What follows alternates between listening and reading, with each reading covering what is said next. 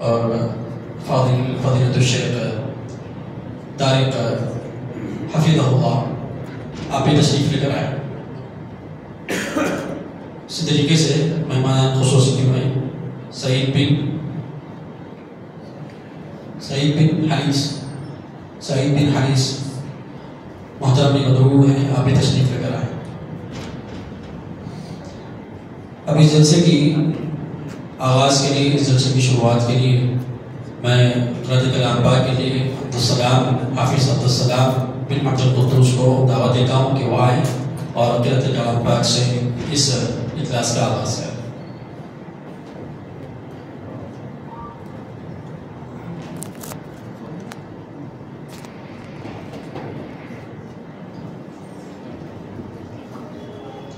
السلام علیکم ورحمۃ اللہ وبرکاتہ.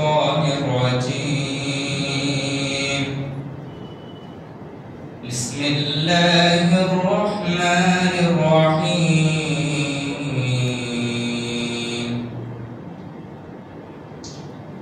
والسماء بنيناها بأيد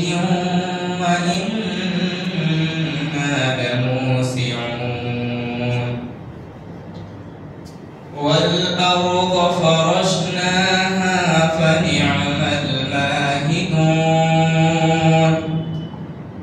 ومن كل شيء خلقنا زوجين لعلكم تذكرون. ففروا إلى الله لكم منه نذير مبين. ولا تجعلوا مع الله إلها آخر إني لكم منه نذير مبين. كذلك ما الذين من قبلهم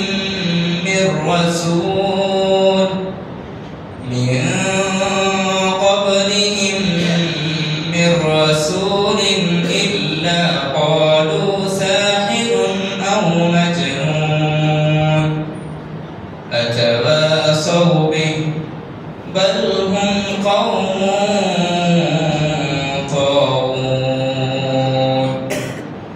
فتول عنهم فما أنت بملوم وذكر فإن الذكرى تنفع المؤمنين.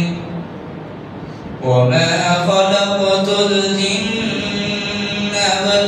والإنس إلا ليعبدون.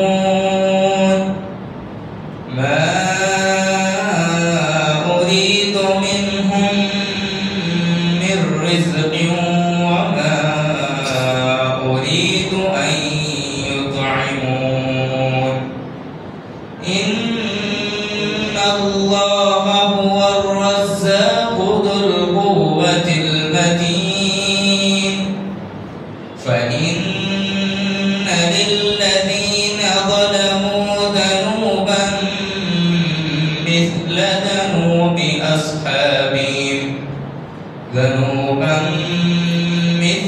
ذنوب أصحابهم فلا يستعجلون. فويل للذين كفروا من يومهم الذي يوعدون.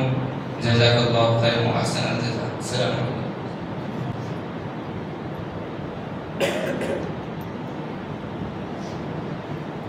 ماشاءاللہ بارک اللہ فیک. یہ ہے حافظ عبدالسلام بن عبد القدوس جو کہ بڑی ہی پیاری آواز میں تلاوت قرآن پاک پڑھ رہے تھے.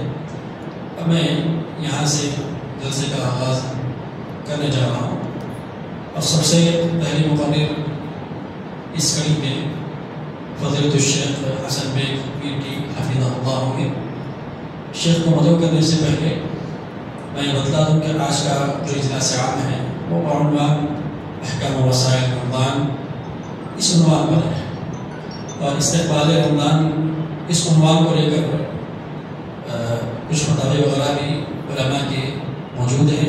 اس طریقے سے یہ نام نہیں دینا چاہیے کہ استقبال رمضان، اور کئی مدنی علماء سے میں نے اس مسئلے کے تعلق سے یا اس عنوان کو لگوانے کے تعلق سے فتویٰ بھی جانا، سوال بھی کیا۔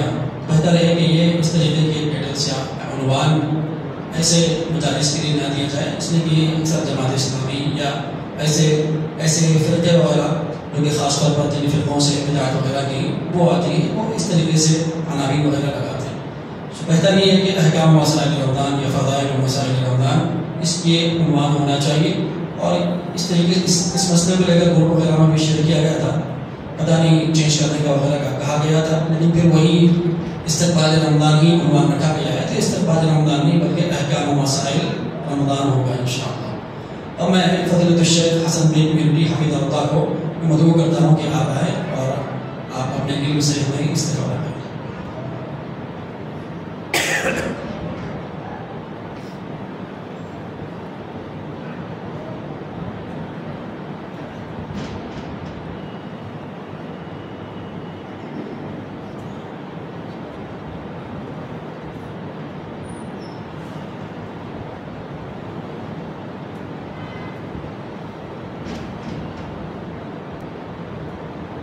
السلام علیکم ورحمۃ اللہ وبرکاتہ۔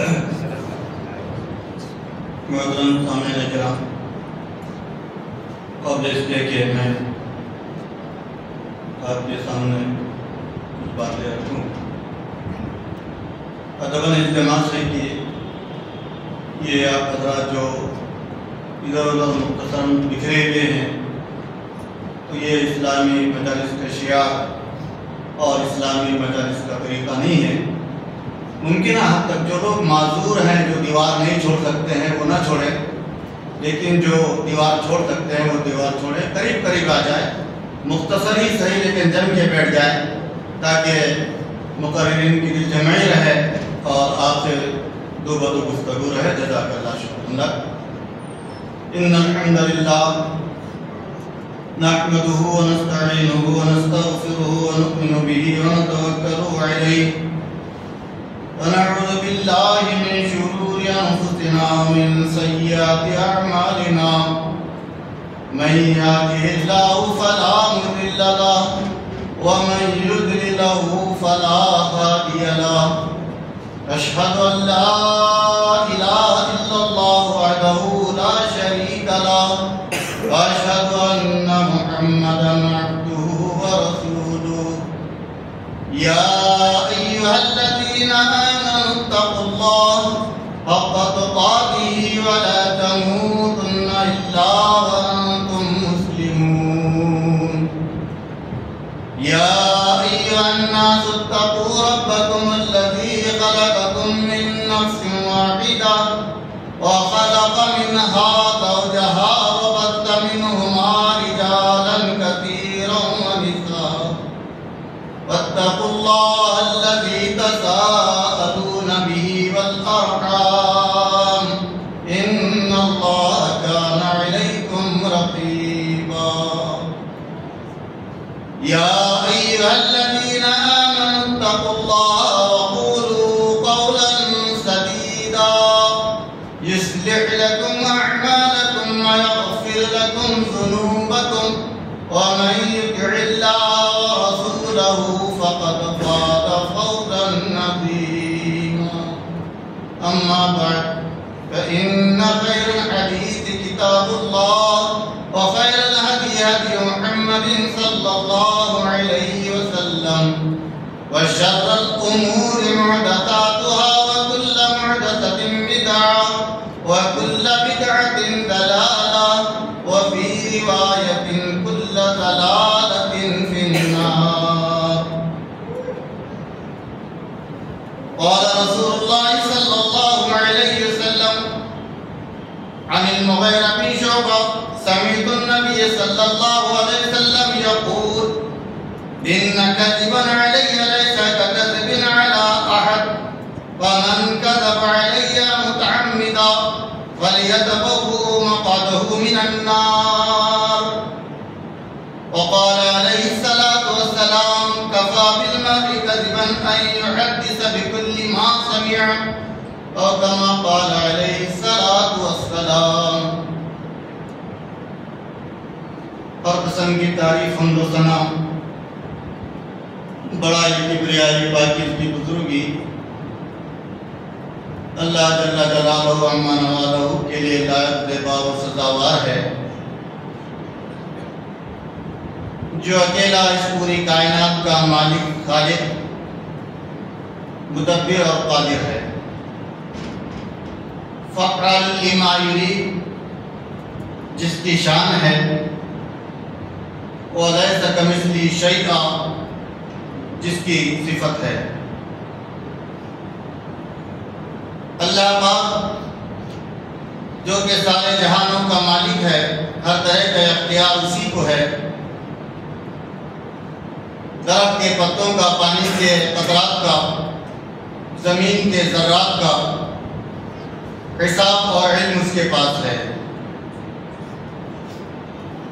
وہ وحدہ لا شریک لہ کے جس کی ذات میں، صفات میں اور عبادات میں کوئی چھوٹا بڑا، زندہ مردہ، پیر ولی، امیر فقیر، کوئی جاندار، کوئی انسان، کوئی جن و فرشتہ شریک و سہیم نہیں. وہ اللہ جو ہمیشہ سے اکیلا ہے، اکیلا رہے گا. سبحان اللہ وبحمدہ عدد خلقہ ورضا نفسہ وزینۃ عرشہ ومداد کلماتہ. سلام، درود، رحمت، برکت لامحدود نازل ہوں اللہ کے تمام نبیوں پر، رسولوں پر اور فرزدادوں پر، جو اللہ کے حکم سے، اللہ کی مرضی سے اپنی اپنی قوموں کی طرف، اپنے اپنے خاندان قبیلوں کی طرف اور اپنے اپنے ممالک اور زمینوں کی طرف مبعوث کیے گئے. اور ان نفوس قدسیہ نے کما حقہ اپنی رسالت کا، نبوت کا حق ادا کیا جیسا کہ اس کا حق تھا. پھر اس کے لیے انہیں صعوبتیں، مصیبتیں، پریشانیاں اٹھانی پڑی اور ہر قسم کی تکالیف کا انہوں نے سامنا کیا. بالخصوص ہمارے آپ کے کائنات کے آخری نبی جناب محمد رسول اللہ صلی اللہ تعالی علیہ وآلہ آلہ بارک وسلم پر، آپ کی آل پر، آپ کے اصحاب پر، آپ کی بنات طیبات پر اور آپ کے متبعین پر اللہ انگنت بے شمار سلام، درود، رحمت، برکت لامحدود نازل فرمائے. اللهم صل على محمد وعلى آل محمد كما صليت على إبراهيم وعلى آل إبراهيم إنك حميد مجيد. اللهم بارك على محمد وعلى آل محمد كما باركت على إبراهيم وعلى آل إبراهيم إنك حميد مجيد. اللہ رب العالمین کی مختصر حمد و ثنا اور نبی کریم صلی اللہ تعالی علیہ وسلم پر درود پاک کے مجلہ مصفہ پاکیزہ برکت کلمات کی تلاوت کے بعد اسٹیج پر تشریف فرما باوقار علماء کرام، ذمہ داران جمعیت، بزرگوں، دوستوں، نوجوان بچوں اور اسلامی ماں اور بہنوں، جیسا کہ ہم جانتے ہیں ماہ و سال کی گردش کے اعتبار سے چند ایام کے بعد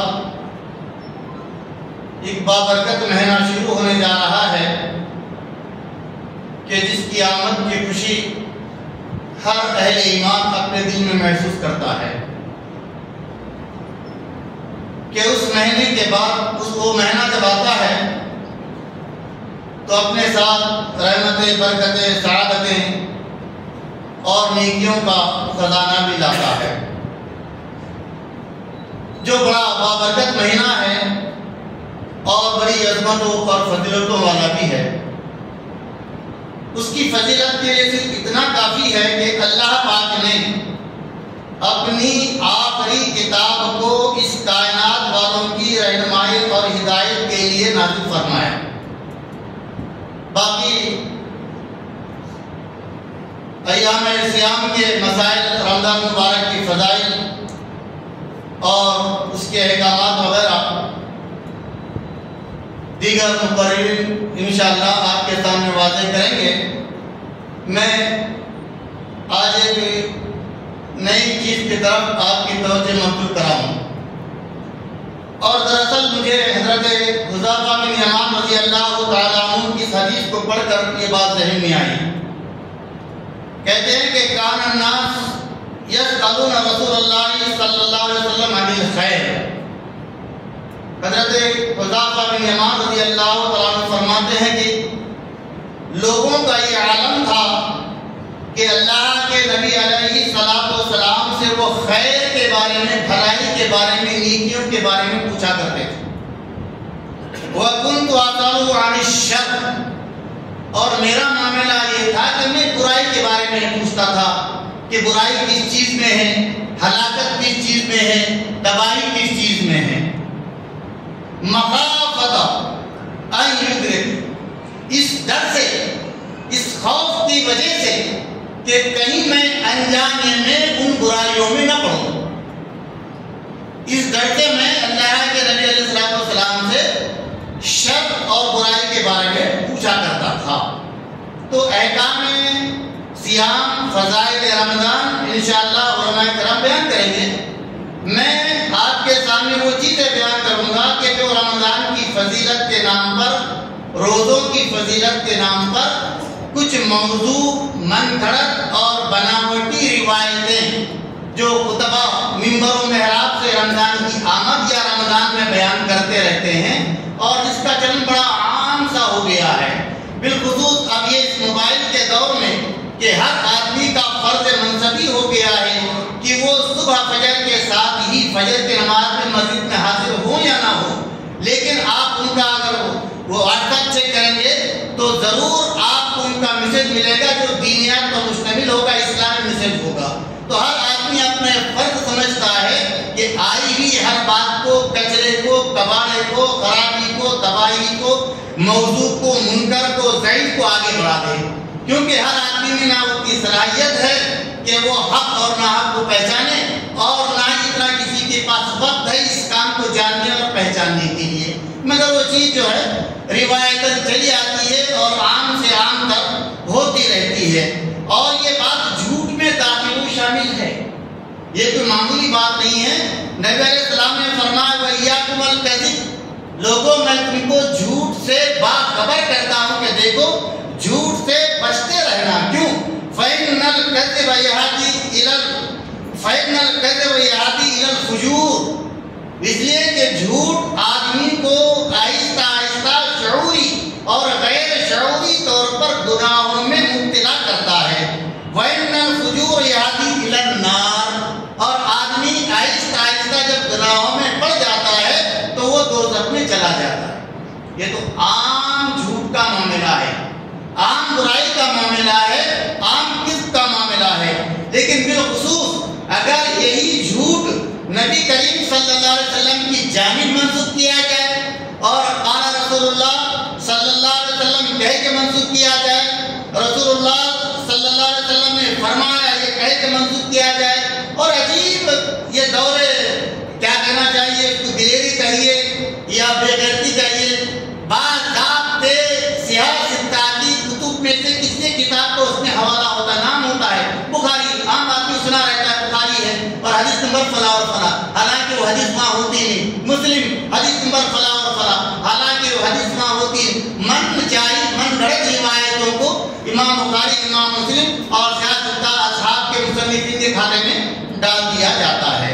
تو اگر یہ جھوٹ اللہ کے نبی علیہ السلام کی طرف ہو تو آپ نے فرمایا، حضرت مغیرہ بن شعبہ رضی اللہ تعالیٰ کہتے ہیں کہ میں نے رسول اللہ صلی اللہ علیہ وسلم کو یہ بات فرماتے ہوئے سنا کہ میری طرف منسوب کیا ہوا جھوٹ عام لوگوں کے جھوٹ کی طرح یعنی عام لوگوں کے جھوٹ کی جو ہلاکتیں ہیں، عام لوگوں کے جھوٹ کی جو تباہیاں ہیں وہ تو بہت زیادہ ہے، لیکن اگر وہ جھوٹ میری جانب منسوخ کیا گیا تو یہ بہت زیادہ ہلاکت کرنے والا ہے۔ سو جس کسی نے جان بوجھ کر میری طرف کسی جھوٹ کو منسوخ کیا تو اس کو چاہیے کہ اپنا ٹھکانہ جہنم میں کر لے۔ اور ایک دوسری حدیث میں ہے جس کو امام مسلم علیہ رحمہ نے نقل کیا ہے، آدمی کے جھوٹا ہونے کے لیے کافی ہے کہ وہ ہر سنی سنائی چیز کو بغیر تحقیق کے بیان کر دے، کوئی تحقیق نہیں، بس سنا اور ادھر بیان کر دیا، ادھر آیا ادھر فارورڈ کر دیا۔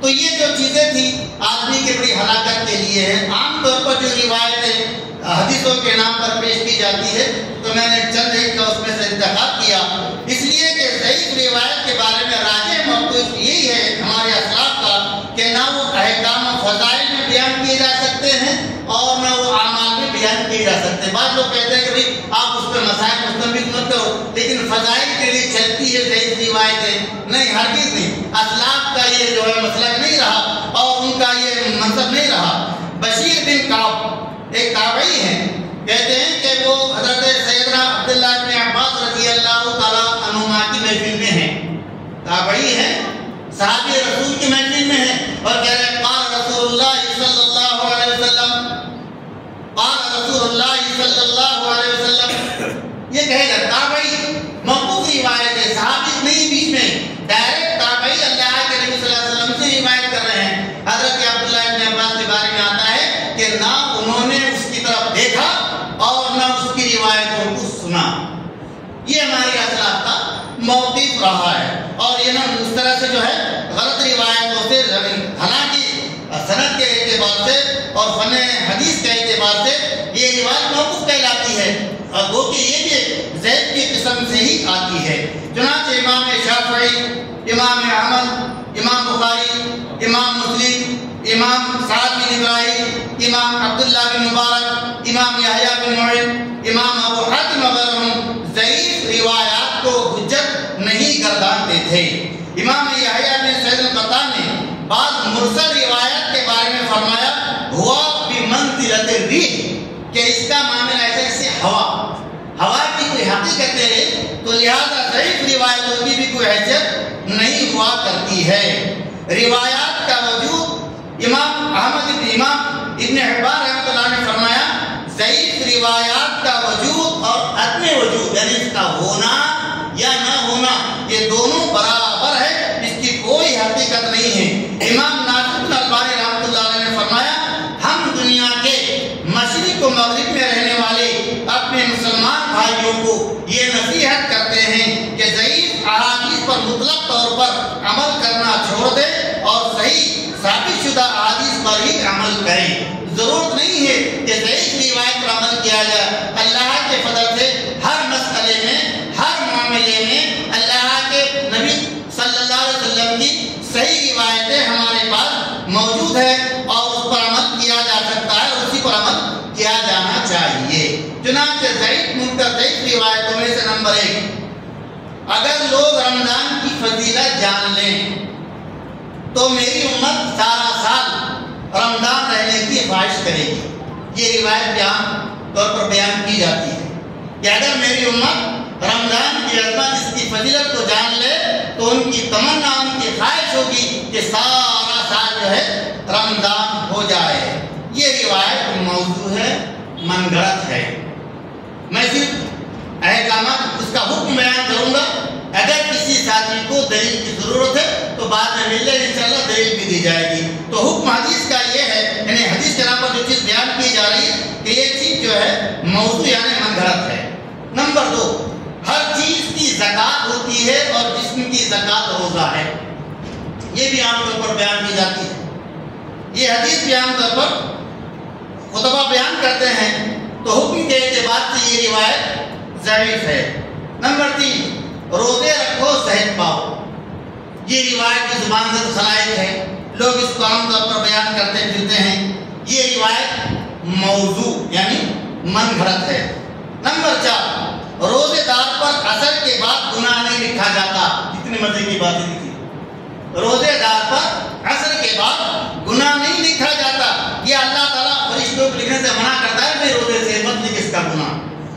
تو کہتے ہیں کہ یہ روایت بھی یہ موضوع ہے۔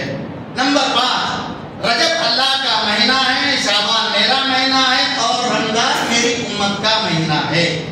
یہ روایت بھی جو ہے موضوع ہے، یعنی من گھڑت ہے۔ اسی طرح کے الفاظ کے ساتھ بارک ایک دعا، اللہم بارک لنا فی رجب و شعبان و بلغنا رمضان، یہ بھی جو ہے ضعیف روایت ہے۔ نمبر 6، نبی کریم صلی اللہ علیہ وسلم نے شعبان کے آخری خطبہ میں ارشاد فرمایا، جس میں مختلف باتیں آپ نے بیان فرمائی۔ ان میں سے 2 باتیں ہیں کہ اس مہینے میں نفل کا ثواب فرض کے برابر اور ایک فرض کا ثواب باقی مہینوں کے 70 فرائض کے برابر دیا جاتا ہے۔ یہ روایت بھی بیان کی جاتی ہے۔ اور دوسری بات، رمضان کا پہلا عشرہ رحمت ہے، دوسرا عشرہ جو ہے مغفرت ہے، اور تیسرا اس کا عشرہ جو ہوتا ہے وہ جہنم سے آزادی کا ہوگا۔ تو یہ روایت سندن جو ہے ضعیف ہے، بلکہ عام اور صحیح دلیل، اس سے عام اور صحیح روایت سے بات ثابت ہے کہ پورا مہینہ رمضان کا یہ رحمتوں بھرا ہے، مغفرتوں والا ہے اور جہنم سے آزادی کا ہے، بے خصوص افطار کے وقت کی دعائیں اور سحر کے وقت کے اذکار وغیرہ۔ اور یہ روایت کہ من اخبر بخبر رمضان اولا حرام علینا جہنم، عام چلتی 6 مہینے پہلے چلتی روایت کہ جس نے پہلے رمضان کی مبارکباد دی اس پر جہنم کی آگ حرام۔ یہ چلتی رہتی روایت، مسلسل چلتی رہتی ہے۔ تو یہ جو ہے یہ من گھڑت کہانی ہے، اس کی کوئی حقیقت نہیں ہے۔ ساتھ میں جو حدیث بیان کی جاتی ہے، رمضان کو، جنت کو رمضان کے لیے پورا سال سجایا جاتا ہے، اس کو مزین کیا جاتا ہے۔ جب رمضان کا پہلا دن ہوتا ہے تو عرش کے نیچے جنت کے پتوں سے ہوائیں چلتی ہیں، حور عین تک پہنچتی ہے، تو وہ کہتی ہیں ہمارے رب اپنے بندوں میں سے ہمارے شوہر بنا دے، ہم ان سے اپنی آنکھیں ٹھنڈی کریں اور وہ ہم سے اپنی آنکھیں ٹھنڈی کریں۔ یہ روایت موضوع اور من گھڑت ہے۔ 8ویں روایت، روزدار کی نیند بھی عبادت ہے۔ جب روزدار سوئے گا تو کہتے ہیں کہ اس کی نیند یہ بھی عبادت ہے، اور خاموش رہنا یا سانس لینا بھی تسبیح کے برابر ہے۔ وہ اگر خاموش ہے اور سانس لے رہا ہے تو سبحان اللہ، الحمدللہ، اللہ اکبر کہنے جیسا ہے۔ بعض اسانید اس کے موضوع ہیں اور بعض انتہائی ضعیف اور منکر ہیں۔ 9، افطار کے وقت ایک دعا جو زبان دست خلائق کے پوسٹروں میں آتی ہے اور رمضان کے جو نظام الاوقات تقسیم ہوتی ہے اس میں بھی یہ دعا ملتی ہے، اللہم لکا صمت وعلی رزقک افطرت۔ اور بعض کتابوں میں بھی مزید اس میں اضافہ بھی ہوتا ہے تو فرمایا کہ یہ جو ہے علامہ البانی رحمۃ اللہ علیہ کی آخری تحقیق کے مطابق یہ روایت ضعیف ہے، صرف بسم اللہ یہ ہمارے لیے کافی ہے۔ یہ ضعیف روایت کے درمیان میں وبک آمنت وعلیک توکلت بھی پڑھتے ہیں، اللہم لکا صمت وبک آمنت وعلیک توکلت وعلی رزقک افطرت۔ تو یہ ضعیف روایت ہے، یہ نہ پڑھے۔ 10ویں روایت، جس نے بغیر عذر اور بیماری کے ایک روزہ ترک کر دیا تو وہ اگر پوری عمر اس ایک روزے کے مکافات کے طور پر، بدلے کے طور پر رکھے گا تو بھی وہ ایک روزے کی برابر نہیں، اس کی قضا نہیں ہو سکتی۔ تو یہ روایت بھی سندن انتہائی ضعیف ہے۔ 11ویں روایت، ان دونوں عورتوں کا قصہ کہ جن دونوں عورتوں نے روزہ رکھا تھا اور اس کے بعد وہ انتہائی نڈھال ہو گئی، اللہ کے نبی السلام کے پاس ان کو لایا گیا تو آپ نے فرمایا کہ قے کرو۔ جب انہوں نے قے کیا تو کچا گوشت ان کے منہ سے نکلا، ان کے پیٹوں سے کچا گوشت نکلا، حالانکہ انہوں نے گوشت نہیں کھایا تھا۔ تو آپ نے فرمایا کہ نعوذ باللہ، کہ آپ نے فرمایا کہ انہوں نے چونکہ غیبت کی ہے لہذا غیبت کرنا اپنے مردار بھائی کا کچا گوشت کھانے کے برابر ہے، تو یہ گوشت ان کے بھائی کے غیبت کی وجہ سے ان کے پیٹ سے نکلا ہے۔ تو سند کے اعتبار سے یہ روایت اس کی کوئی حقیقت نہیں ہے اور یہ ضعیف روایت ہے، اس کا کوئی درجہ نہیں۔ حالانکہ غیبت کرنا، چغلی کرنا بذات خود انتہائی برا عمل ہے۔ اسی طریقے پر 12ویں روایت یہ بھی ہے کہ 5 چیزیں روزہ توڑ دیتی ہیں، 5 چیزیں جن سے روزہ ٹوٹ جاتا ہے، غیبت، چغلی، غیر محرم کو بنظر شہوت دیکھنا اور جھوٹی قسم کھانا۔ اور موضوعات ابن جوزی کہا کہ یہ جو ہے جب موضوع روایت ہے، اس کی کوئی حقیقت نہیں ہے۔ جھوٹ، غیبت، چغلی، نظر بد وغیرہ یقیناً یہ انتہائی برے کام ہیں۔ روزے میں بھی، روزے کے علاوہ بھی، رمضان میں بھی اور رمضان کے علاوہ بھی کسی بھی وقت جو ہے یہ کام برے ہیں۔ صحیح حدیث میں ہے کہ جس شخص نے روزے کی حالت میں بھی جھوٹ اور اس پر عمل کرنا نہیں چھوڑا، روزہ ہے اور روزے کی حالت میں جھوٹ بھی بول رہا ہے اور اس پر عمل بھی کر رہا ہے، تو اللہ تعالیٰ کو اس طرح کے بھوکے اور پیاسے رہنے کی کوئی حاجت نہیں ہے۔ اس طریقے پر یہ جو ہے یہ چند روایتیں تھی جو عام طور پر ہمارے معاشرے میں، ہمارے سماج میں بیان کی جاتی ہے ممبر و محراب سے اور واٹس ایپ سے، فیس بک سے، یہ مختلف جو ذرائع ہیں میڈیا کے، ان سے اس کو عام کیا جاتا ہے۔ تو میں نے مناسب سمجھا کہ آج کے اس مجلس کے عنوان کی مناسبت سے ہم اس سے آگاہ رہیں، اس سے باخبر رہیں، کہیں ایسا نہ ہو کہ غفلت میں ہم ان روایتوں پر عمل کرنے والے بن جائیں، یا غفلت میں، نادانی میں ہم سے یہ روایتیں ہماری زبان سے نکلے یا ہمارے ہاتھوں سے فارورڈ ہوں اور یہ برائی میں اضافہ کرنے کا سبب بنے۔ دعا ہے کہ اللہ سبحانہ و تعالیٰ مجھے، آپ کو اور تمام مسلمانوں کو ہر قسم کے جھوٹ سے محفوظ رکھے، اور بالخصوص اللہ کے پیارے نبی علیہ السلام کی جانب جو جھوٹ منسوخ کیا جاتا ہے، رب العالمین ہم سب کی اس سے حفاظت فرمائے، آنے والے ماہ کو ہمارے لیے رحمت کا، برکت کا اور جہنم سے آزادی کا ذریعہ بنائے۔ آمین یا رب العالمین۔ بارک اللہ لنا ولکم فی القرآن العظیم۔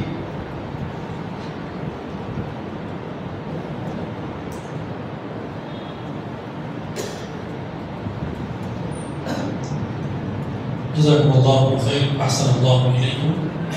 فضیلت الشیخ حسن بھائی میرٹی حفظہ اللہ، جو کہ بہت ہی بہترین موضوع پر آپ نے ہمارے سامنے گفتگو کی۔ یہ موضوع آج کے دور حاضر کے لیے بہت ہی اہم موضوع ہے۔ آج سوشل میڈیا کا دور ہے اور ہمارے ہاتھ میں فون ہے، سیل فون وغیرہ موجود ہے، اور بزنس کی شکل میں کئی مرتبہ ہم ایسی چیزیں فارورڈ کر دیتے ہیں جو کہ حقیقت کے اندر اللہ کے نبی صلی اللہ علیہ وسلم سے وہ چیز منسوخ نہیں ہوتی۔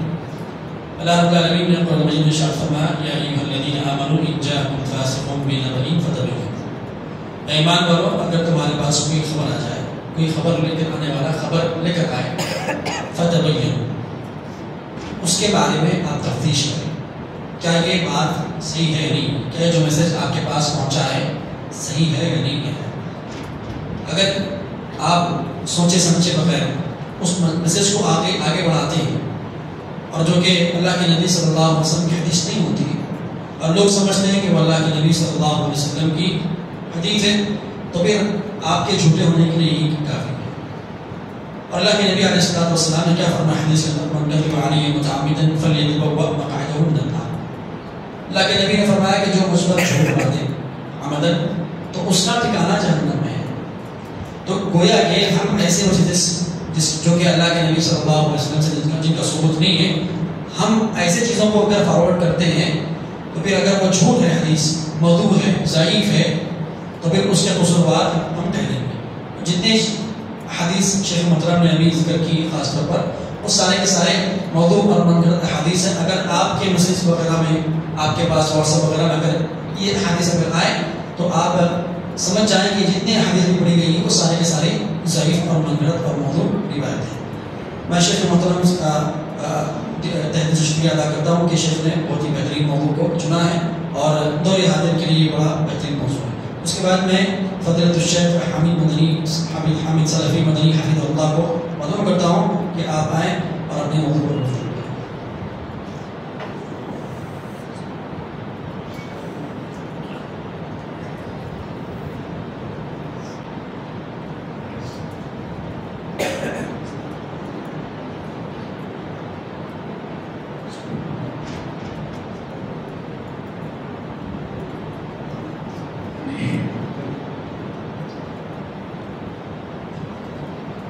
السلام علیکم ورحمۃ اللہ وبرکاتہ۔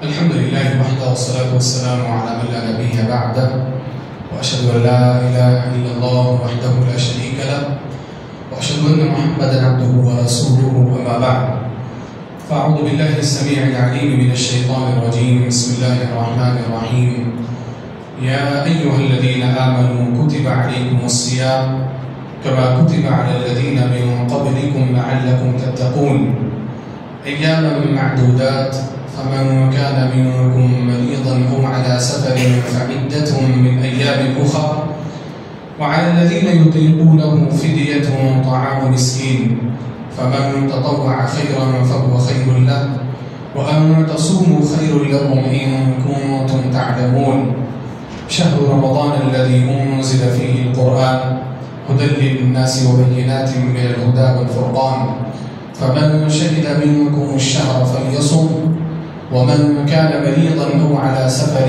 فعدة من أيام أخر يريد الله بكم اليسر ولا يريد بكم العسر ولتكملوا العدة ولتكبروا الله على ما هداكم ولعلكم تشكرون.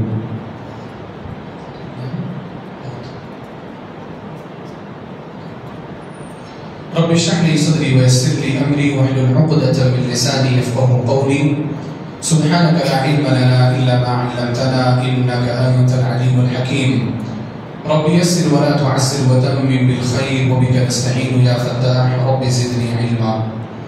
محترم صدر جلسہ جناب سید ضیاء الدین سیف بھائی حفظہ اللہ امیر مقامی جمعیت اہل حدیث محبوب نگر، محترم امیر مسجد جناب نعمت اللہ صاحب، دیگر علماء کرام ذمہ داران، استقبال رمضان کے محترم سامعین، استقبال رمضان کے حوالے سے یہ پروگرام منعقد کیا گیا ہے. یہ مرکزی عنوان ہے اور ہم لوگوں کو اسی بات کا مکلف کیا گیا ہے کہ رمضان کے حوالے سے تھوڑی گفتگو آپ کے سامنے پیش کی جائے. جو اس سے قبل جو خطاب ہوا الحمدللہ وہ مجھے بہت پسند آیا کیونکہ وہ ایک تحقیقی خطاب ہے اور آج کل اس طرح کے خطاب کی بہت ضرورت ہے. اللہ جزائے خیر دے شیخ حسن بیگ میرٹھی حفظہ اللہ کو. واقعی آج نوجوان جو ہیں علم کہاں سے حاصل کر رہے ہیں؟ موبائلوں سے علم حاصل کر رہے ہیں. موبائلوں میں جو حدیثیں آ رہی ہیں آنکھ بند کر کے ان حدیثوں کو صحیح مان لیتے ہیں، اس کی تحقیق کی طرف نہیں جاتے، اس کے تعلق سے علماء سے پوچھنے نہیں جاتے، بلکہ بعض موضوع روایتیں اور ضعیف جدہ روایتیں لوگوں کے لیے مشکل کا ذریعہ بن جاتے ہیں.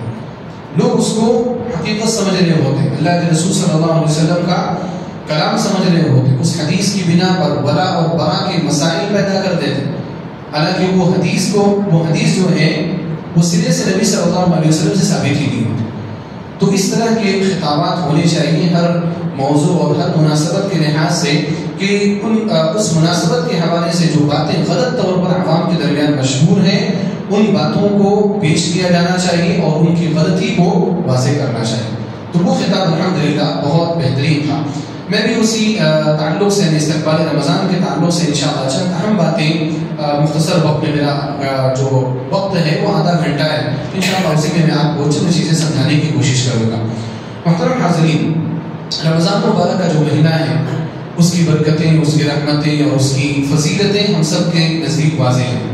رمضان مبارک کا مہینہ وہ مہینہ ہے جو ماہ قرآن ہے، قرآن کریم کا نزول کا مہینہ ہے اور یہ اس مہینے کی ایسی فضیلت ہے کہ اگر اس کے علاوہ کوئی اور فضیلت نہ بیان کی جائے، نہ بھی بیان کی جائے، تب بھی یہ بات اس مہینے کی فضیلت کو بیان کرنے کے لیے کافی ہے.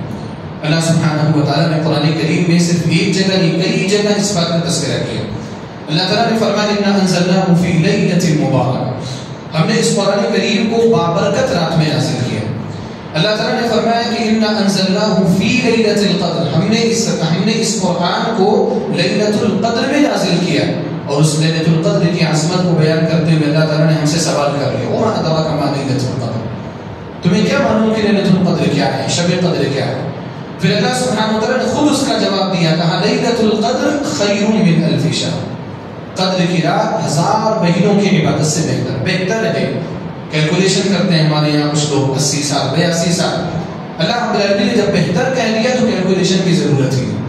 لیلۃ القدر خیر من الف شہر، پھر فرشتوں کے نزول اور سید الملائکہ حضرت جبریل علیہ السلام کے نزول کا تذکرہ کیا، تنزل الملائکۃ والروح فیہا بإذن ربہم من کل امر. پھر سلامتی کا تذکرہ کیا کہ سلام ہی حتی مطلع الفجر، فجر کے طلوع ہونے تک یہ رات سلامتی والی رات رہتی ہے، سکون والی رات رہتی ہے. تو آپ دیکھیں میں نے جو پہلی آیت پڑھی سورہ دخان کی، اس میں اللہ تعالیٰ نے بابرکت رات کہا، یہاں پر اللہ سبحانہ و تعالیٰ نے قدر کی رات کہا. پھر اللہ رب العالمین نے سورہ بقرہ میں کہا شہر رمضان الذی انزل فیہ القرآن، کہ یہ رمضان المبارک کا مہینہ وہ مہینہ ہے جس میں قرآن کریم کو اتارا گیا. اور کون سا قرآن؟ ھدی للناس، جو لوگوں کے لیے ہدایت کی کتاب، وبینات من الہدی والفرقان، جو ہدایت کی واضح باتیں لے کر کے آئی ہوئی، جو فرقان ہے، حق اور باطل کے درمیان تمیز کرنے والی کتاب ہے، جو ہمارے لیے سب کچھ ہے، ہماری شریعت ہے، ہمارا قانون ہے، ہمارا قانون زندگی ہے، ضابط حیات ہے. جس قرآن کریم کو اللہ رب العالمین نے نبی صلی اللہ علیہ وسلم پر نازل کیا اپنی آخری کتاب بنا کر کے، اس قرآن کریم کے نزول کے لیے اللہ رب العالمین نے اگر کسی مہینے کا انتخاب کیا تو وہ رمضان المبارک کا مہینہ، شہر رمضان الذی انزل فیہ القرآن. اس لیے میں نے کہا کہ اگر رمضان المبارک کی فضیلت کو بیان کرتے ہوئے اگر صرف اسی بات کو بیان کر دیا جائے تو یہ کافی کہ یہ ماہ قرآن ہے، ورنہ اور بھی فضیلتیں. مثال کے طور پر صحیح بخاری کی روایت، اللہ کے رسول صلی اللہ علیہ وسلم نے فرمایا، ابو ہریرہ رضی اللہ تعالی عنہ کی حدیث ہے، فرمایا کہ اذا جاء رمضان فتحت ابواب الجنہ وغلقت ابواب النار وصفدت الشیاطین. جب رمضان مبارک کا مہینہ آتا ہے جنت کے دروازے کھول دیے جاتے ہیں، جہنم کے دروازے بند کر دیے جاتے ہیں، اور جو سرکش شیاطین ہیں ان شیاطین کو جکڑ دیا جاتا ہے. اور اس کا مظہر اور اس کی حقیقت ہم اس طور پر محسوس کرتے ہیں کہ اس ماہ مبارک میں خیر کے کاموں کو کرنا، اطاعت کے کاموں کو کرنا، اللہ اور اس کے رسول کو راضی کرنے والے کاموں کو کرنا یہ ہمارے لیے آسان ہو جاتا ہے، اور شر کے کاموں کو کرنا، گناہوں کے کاموں کو کرنا ہم سب کے لیے مشکل ہو جاتا ہے. مشکل ہو جاتا ہے. انسان جھوٹ بولنے سے کتراتا ہے، انسان بے وفائی کرنے سے کتراتا ہے، انسان ڈبل باتیں کرنے سے کتراتا ہے. نہیں، رمضان مبارک کا مہینہ ہے، کوئی اس کو چھیڑتا ہے، غصہ دلاتا ہے، لیکن لڑائی نہیں کرتا ہوں، میں روزے سے ہوں. یہ رمضان مبارک کا یہ وہ مقام ہے جو اللہ کے رسول صلی اللہ علیہ وسلم نے بیان کیا. اسی طرح سے بخاری سے مسلم کی حدیث ہے، ابو ہریرہ رضی اللہ تعالی عنہ سے اس حدیث کے راوی ہے، فرماتے ہیں کہ نبی صلی اللہ علیہ وسلم نے فرمایا من صام رمضان ایمانا واحتسابا غفر له ما تقدم من ذنبه. جس شخص نے رمضان مبارک کے روزے رکھے ایمان کے ساتھ، ثواب کی امید کے ساتھ، غفر له ما تقدم من ذنبه، اس کے گزشتہ گناہ معاف کر دیے جاتے ہیں. اور گزشتہ گناہ سے مراد اس کے گناہ صغیرہ کو معاف کر دیا جاتا ہے. عبداللہ بن عباس رضی اللہ تعالی عنہ ایک حدیث کے راوی ہیں، صحیح مسلم کی حدیث ہے، فرماتے ہیں کہ ایک عورت تھی، ایک خاتون تھی، انصاری خاتون ام سنان الانصاریہ رضی اللہ تعالی عنہ. انہوں نے اللہ کے رسول صلی اللہ علیہ وسلم کے ساتھ حجۃ الوداع میں حج نہیں کیا. سن 10 ہجری میں جب آپ علیہ السلام نے حج کیا تھا تو بہت سارے لوگ شریک ہوئے، ساری چیزوں کی قربانی دے کر کے آپ کے ساتھ شریک ہوئے، لیکن ام سنان الانصاریہ رضی اللہ تعالی عنہ شریک نہیں ہو سکی. جب آپ علیہ السلام حج سے فارغ ہوئے آئے اور ان کے سامنے سے گزر ہوا تو اللہ کے رسول صلی اللہ علیہ وسلم نے سوال کیا، ما منعک ان تحجی معنا، آپ نے ہمارے ساتھ حج کیوں نہیں کیا؟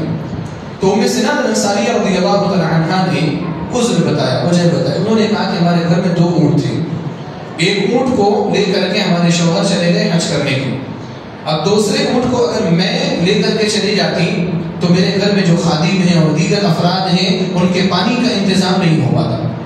تو ایک اونٹ کو ہم لوگ پانی کے لیے استعمال کیا کرتے تھے، اس پر پانی لاد کر کے ہم لوگ لایا کرتے تھے، اس وجہ سے میں حج نہیں کر سکی. اللہ کے رسول صلی اللہ علیہ وسلم نے فرمایا کوئی بات نہیں ہے، اذا جاء رمضان فاعتمری فإن عمرة في رمضان تعدل حجة وفي رواية حجة معي.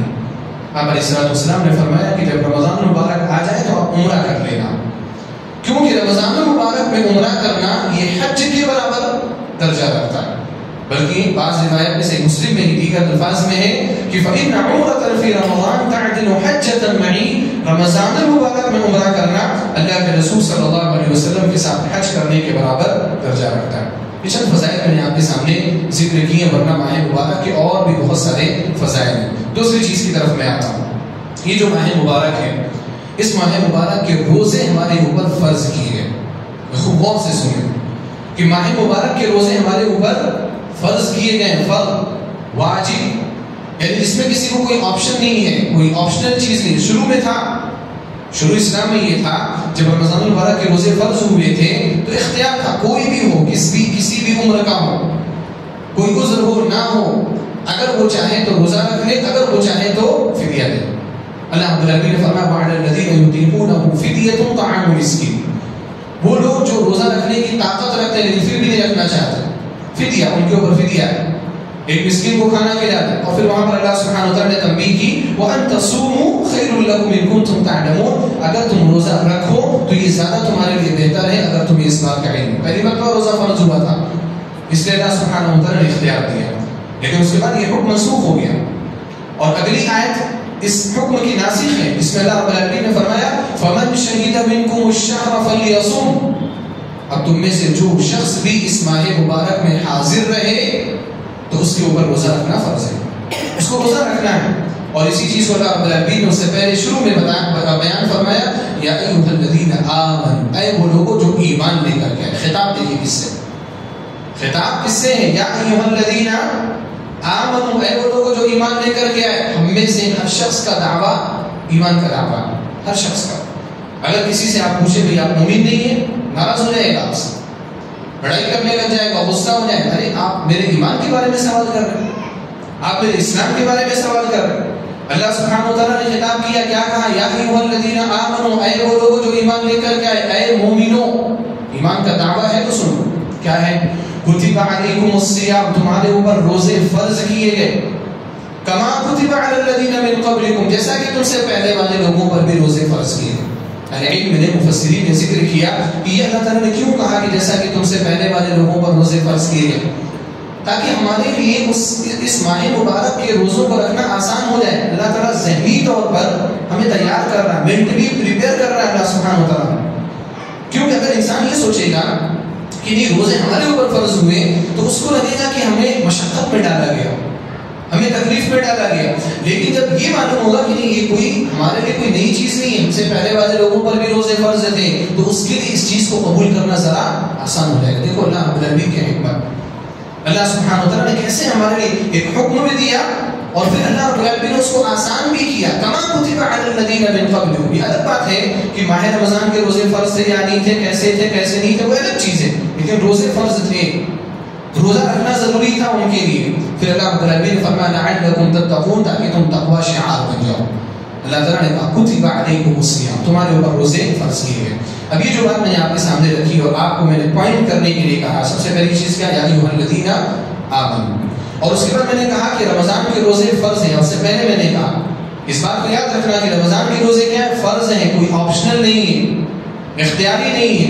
تو رمضان کے روزے فرض، رمضان کے روزوں کی فرضیت کے بارے میں خطاب یا ایھا الذین آمنوا کے ساتھ کیا گیا۔ کیوں کیا گیا؟ تاکہ ہم لوگ روزے سے اپنے آپ کو پیچھے نہ رکھیں۔ آج بڑے افسوس کے ساتھ کہنا پڑتا ہے کہ ایمان کا دعویٰ کرنے والے لوگ، اسلام کا دعویٰ کرنے والے لوگ روزہ نہیں رکھ رہے، اور یہ میں کوئی کافروں کی بات نہیں کر رہا ہوں بلکہ مسلمانوں کی بات کر رہا ہوں، اور مسلمانوں میں سے بھی یہ بات بھی بڑی حقیقت والی بات ہے، اگرچہ یہ تلخ حقیقت ہے، مسلمانوں میں سے بھی بہت سارے اہل حدیث، بہت سارے بولیں یا کم بولیں لیکن ہیں، اہل الحدیث حضرات بھی اب روزہ چھوڑنے کے عادی ہوتے چلے جا رہے ہیں۔ یہ زمانہ فتنوں کی طرف آگے بڑھ رہا ہے، فتنے آتے چلے جا رہے ہیں، شہوات کے فتنے، شبہات کے فتنے۔ روزہ چھوڑنا یہ ہمارے گھروں کی عادت بنتی چلی جا رہی ہے، اور روزہ چھوڑتا کون ہے؟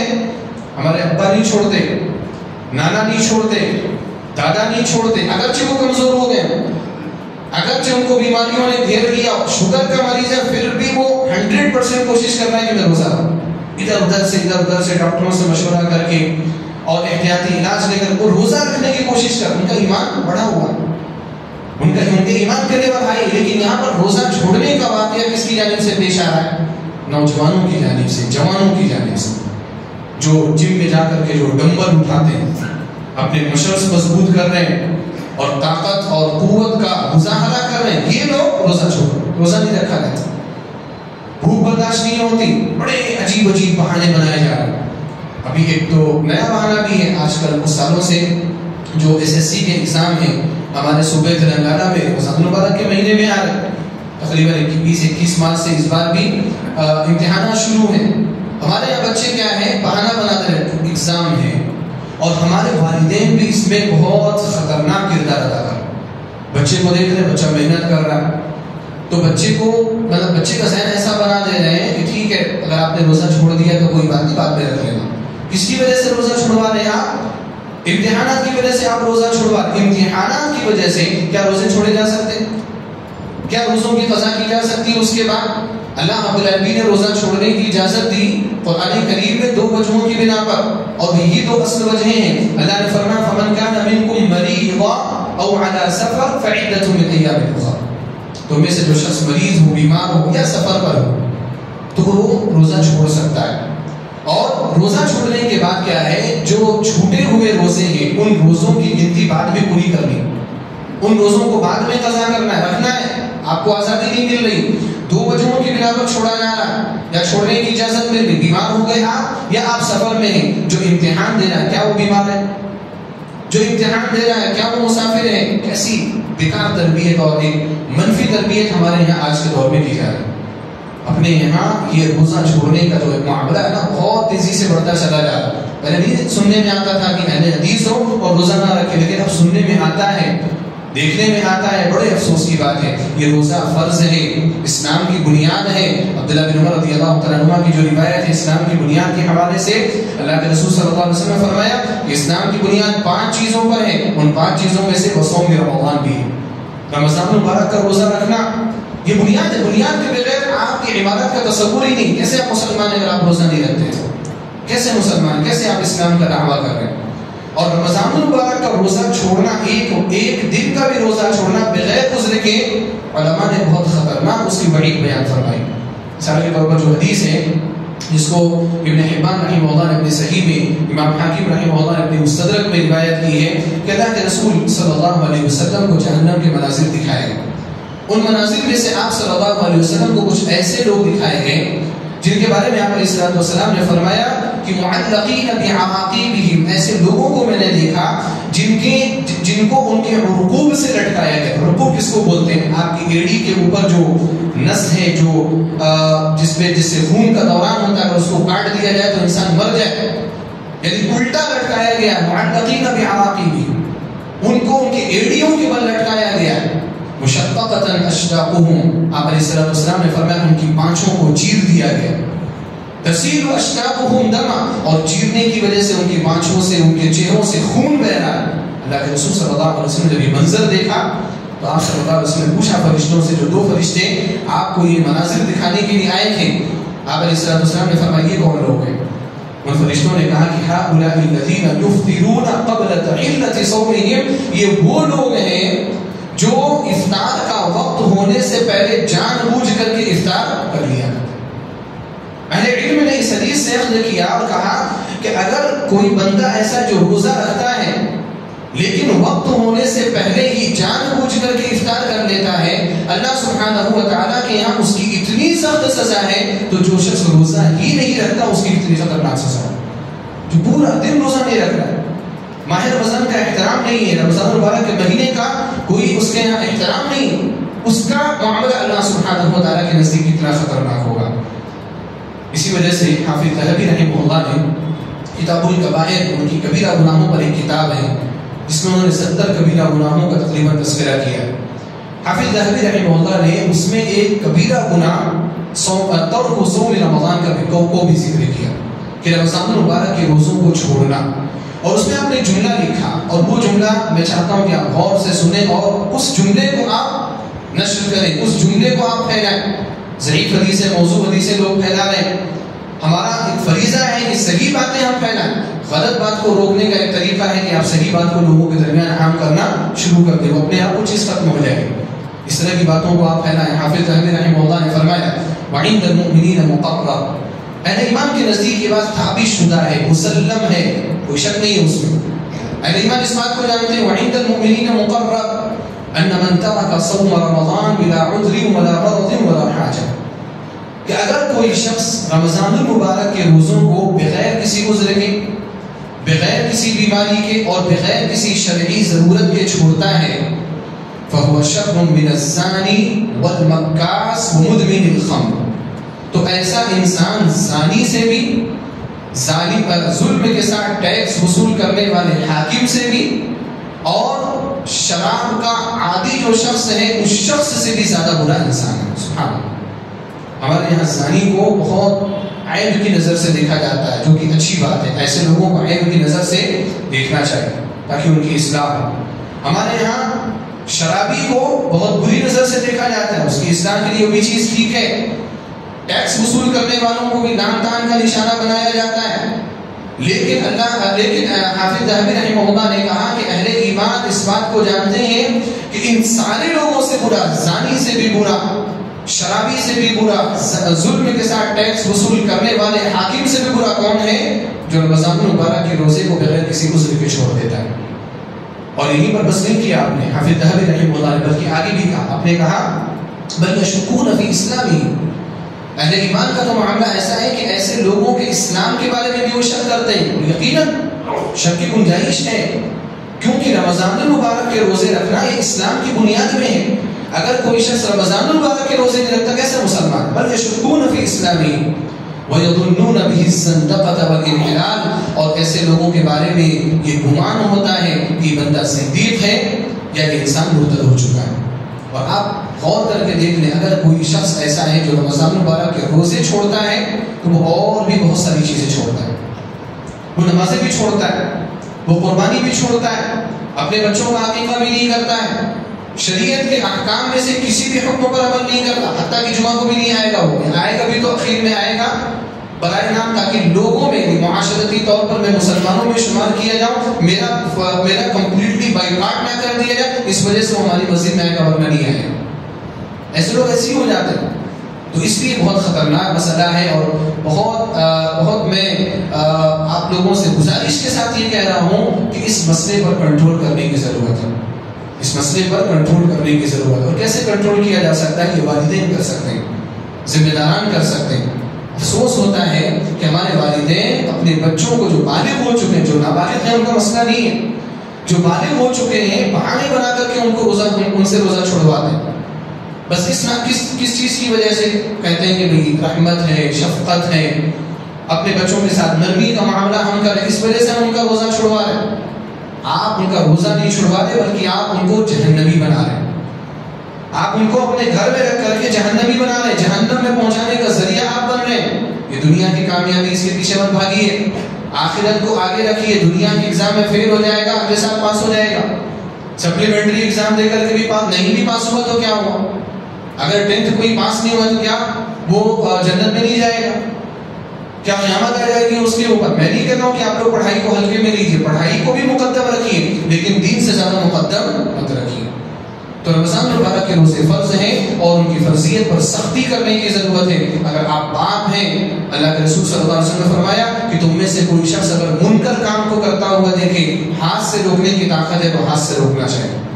نماز کے تعلق سے مارنے کا حکم دیا نا کہ 7 سال کے ہو جائے تو حکم دو، 10 سال کے ہو جائے بچے نماز نہ پڑھو مارو، یعنی مارنے کی ضرورت پڑے تو مارو، سختی کرو۔ ہمارے یہاں کچھ لوگ ایسے ہیں بچوں کے اوپر سختی نہیں کرنی چاہیے، ایسا بولتے ہیں، بچوں کو ڈانٹنا نہیں چاہیے، ڈپٹنا نہیں چاہیے، پھر وہی بچے باغی ہو جاتے ہیں، پھر آ کر کے روتے ہیں، آنسو بہاتے ہیں کہ میرے ساتھ بچے باغی ہو، بچے ہماری بات نہیں سنتے۔ آپ نے ان کو اسلام کی بات سنائی، آپ نے ان کو اللہ اور اس کے رسول کی بات سنائی، تو آپ نے نہیں سنایا تو وہ کیسے آپ کی بات سنیں گے؟ آپ کی بات نہیں سنیں گے۔ اگر کوئی بچہ والدین کے ساتھ اچھا ہو سکتا ہے نا تو وہ اسلام کے اصولوں کی وجہ سے ہو سکتا ہے، آپ کے اور ہمارے باپ اور آپ کے ہمارے قربانیوں کی وجہ سے نہیں ہو سکتا، کیونکہ بچے بڑے ہونے کے بعد پھر یہ سمجھتے ہیں کہ باپ کا فرض تھا اس نے میرے ساتھ ایسا کیا۔ یہ تو اسلام میں جو یہ بتاتا ہے کہ وہ احسان ہے، فرض نہیں ہے۔ فرض ہے وہ باپ کو بولا جا رہا ہے کہ تمہارے اوپر فرض ہے، لیکن بچوں کے لیے کیا بولا اسلام نے؟ یہ احسان ہے، تمہارے والدین نے تمہارے اوپر احسان کیا۔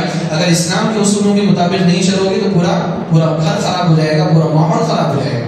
اس لیے اس پر سختی کرنے کی ضرورت ہے، پکڑ کرنے کی ضرورت ہے۔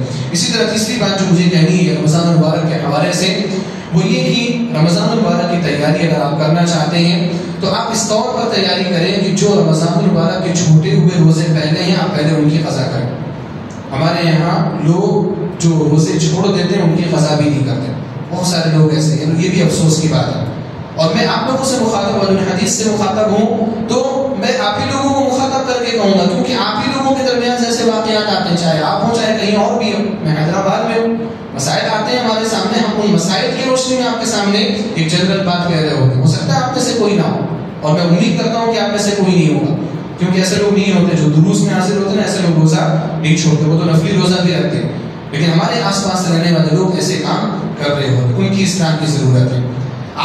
آپ کے یا کسی کے بھی جو چھوٹے ہوئے روزے ہیں ان روزوں کی قضا کر لیں. 6-7 دن جو بھی 5 دن اب رہ گئے, فوراً آپ رمضان المبارک سے پہلے روزے کی قضا کریں. خواتین جو ہیں, خواتین کے روزے چھوٹ جاتے ہیں, اور بہت ساری خواتین کے بارے میں سننے میں آتا ہے کہ ان کو پتہ ہی نہیں ہے کہ رمضان المبارک کے چھوٹے ہوئے روزوں کی قضا کرنی چاہیے. میں جب حیدرآباد میں آیا, میں تقریباً 8 سال سے حیدرآباد میں ہوں, تو میں نے کبھی اس چیز کے تعلق سے کبھی خطبہ نہیں دیا. مطلب خطبے میں نے نہیں بولا کہ آپ لوگ چھوٹے ہوئے روزوں کی قضا کریں, کیونکہ میں جس ماحول سے آیا وہاں پر یہ بات بالکل معلوم تھی اور مشہور تھی.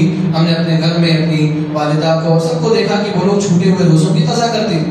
تو مجھے لگتا نہیں تھا کہ اس بات پر توجہ کی ضرورت ہے, لیکن کسی نے سوال کیا مجھ سے, اور کسی نے بات آ کر کے بتائی کہ اکثر خواتین ایسی ہیں جو روزہ نہیں رکھتی, ان کو معلوم ہی نہیں ہے کہ چھوٹے ہوئے روزوں کی قضا کریں. وہ ایسا سمجھتی ہیں کہ جیسے نماز معاف ہے, ماہواری کے ایام میں ویسے روزے بھی معاف ہیں. نمازوں کی قضا نہیں ہوتی نا, تو ویسے روزوں کی بھی قضا نہیں. تو مجھے بہت افسوس ہوا کہ کیوں میں نے اس چیز کو چھوڑا.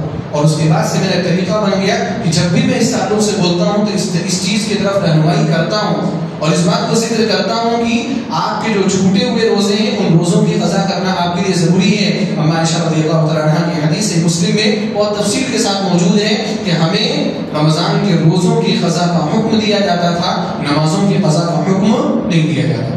یہ اللہ کے رسول صلی اللہ علیہ وسلم کی تعلیم اور تربیت ہے. اسی طرح سے ایک اہم بات جو ہے رمضان المبارک کے حوالے سے, کہ اگر آپ رمضان المبارک میں زیادہ فائدہ اٹھانا چاہتے ہیں تو آپ 2 اہم کام کریں, اور انہی دونوں اہم کاموں کے ساتھ اپنی بات ختم کروں گا. سب سے اہم کام یہ کہ رمضان شروع ہونے سے پہلے اپنے آپ کو پاک صاف کریں. کیسے اپنے آپ کو پاک صاف کرنے کا مطلب یہ نہیں کہ آپ نہائیں اور میل چھڑائیں اور اس طرح کی چیزیں, وہ تو ظاہری پاکیزگی میں وہ چیز آتی ہی آتی, اور ہم میں سے بہت سارے لوگ اس کا خیال رکھتے نہیں, بلکہ ہم لوگ زیادہ ظاہر کا ہی خیال رکھتے ہیں, باطن کا خیال نہیں رکھتے. یہاں پر پاکی صفائی سے جو میری مراد ہے وہ اپنے دل کی پاکی صفائی.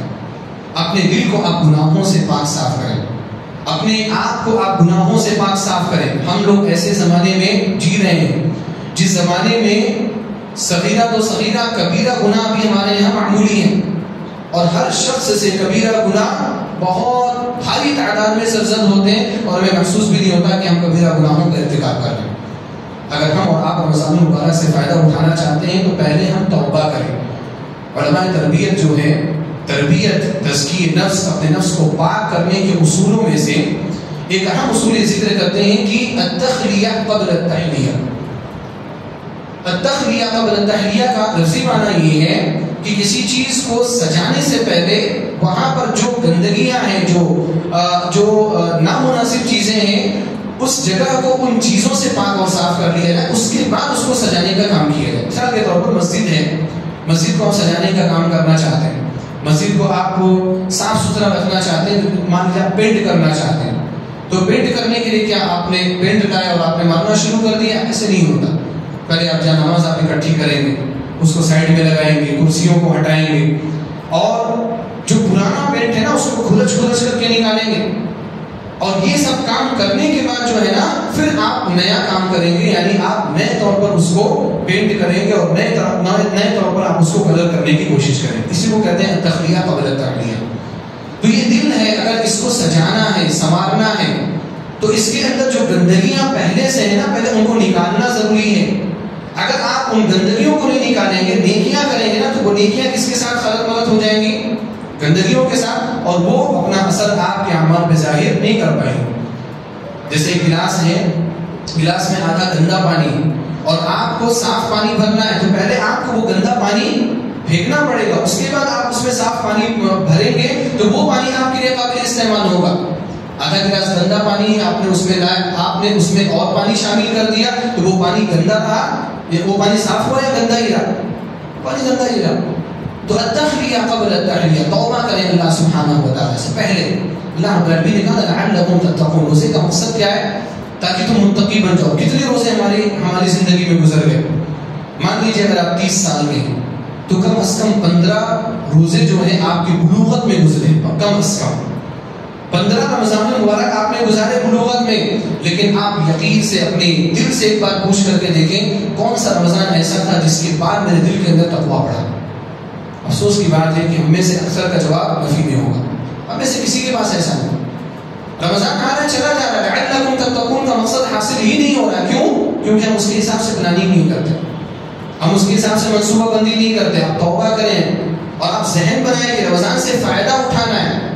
اصل میں ہم رمضان سے فائدہ اٹھانے کا ذہن نہیں بناتے، رمضان آتا ہے اور دیگر مہینوں کی طرح چلا جاتا ہے، بلکہ دیگر مہینوں سے زیادہ فاسٹ چلا جاتا ہے، پتہ بھی نہیں ہوتا، آخر میں افسوس کرتے ہیں رمضان چلا گیا، یا افسوس بھی نہیں کرتے ہمارا ایمان اتنا کم ہو گیا۔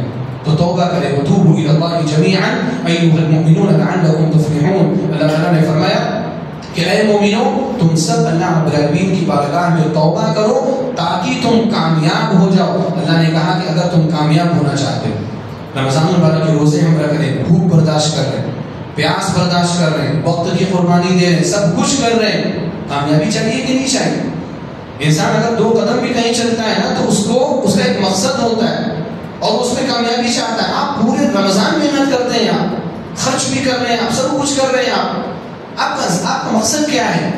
آپ کو کامیابی نہیں چاہیے، اور کامیابی یہی ہے تقویٰ کی کامیابی، تو لعلکم تفلحون تاکہ تم کامیاب ہو جاؤ۔ کامیاب ہونے کے لیے توبہ ضروری ہے، وتوبوا الی اللہ جمیعا، تو توبہ کریں آپ، یہ اہم چیز ہے۔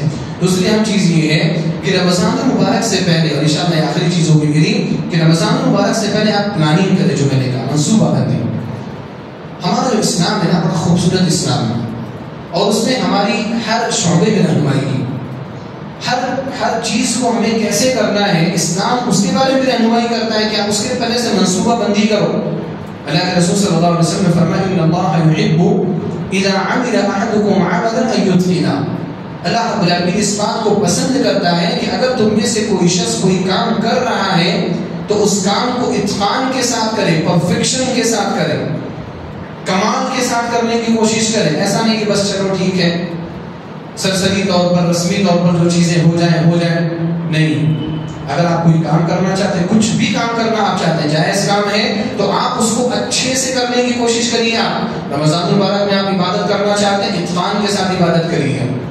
اور اتقان کے ساتھ عبادت کیسے ہوگی؟ پہلے آپ منصوبہ بنائیں، پہلے آپ پلان بنائیں۔ اللہ رب العالمین نے آسمانوں اور زمینوں کو کتنے دنوں میں پیدا کیا؟ 6 دنوں میں۔ تو یہ اللہ سبحانہ وتعالیٰ کی پلاننگ کا حصہ ہے، ورنہ اللہ رب العالمین چاہتا تو کن فیکون سے بھی کام ہو جاتا، ہو جاتی وہ چیز، لیکن اللہ نے کیا بیان فرمایا کہ میں نے 6 دنوں میں پیدا کیا۔ یہ ہمارے لیے تعلیم ہے، تربیت ہے کہ آپ کو بھی ایسے پلاننگ کے ساتھ کام کرنا چاہیے۔ اللہ کے رسول صلی اللہ علیہ وسلم جب ہجرت کے لیے پہلے پلاننگ کی، ابو بکر رضی اللہ تعالیٰ عنہ کے گھر میں بیٹھ کر کے سب کچھ سیٹ کیا گیا، ہم کب نکلیں گے، کہاں سے نکلیں گے، کس کے ساتھ نکلیں گے، کہاں جا کر کے رکیں گے۔ غار ثور میں آپ علیہ السلام 3 دن تک رہے، 3 راتیں آپ نے وہاں پر گزاری۔ غار ثور میں کون کھانا لے کر کے آئے گا، کون خبریں لے کر کے آئے گا، پوری پلاننگ آپ علیہ السلام نے پہلے کی۔ سفر ہجرت سکسیسفل سفر تھا یا نہیں تھا؟ کیسے ہو گیا؟ ہم لوگ پلاننگ نہیں کرتے، ہمارے پاس کوئی پلان نہیں ہے۔ رمضان آ رہا ہے، کوئی پلان ہے؟ کسی نے کوئی چارٹ بنایا؟ میں سوال کر رہا ہوں آپ لوگوں سے، آپ میں سے کسی نے کوئی چارٹ بنایا کہ رمضان آ رہا ہے میں چارٹ بنا لوں مجھے کیا کیا کرنا ہے؟ ہو سکتا ہے آپ میں سے کوئی ہو، لیکن اکثر نہیں ہوتا ایسا۔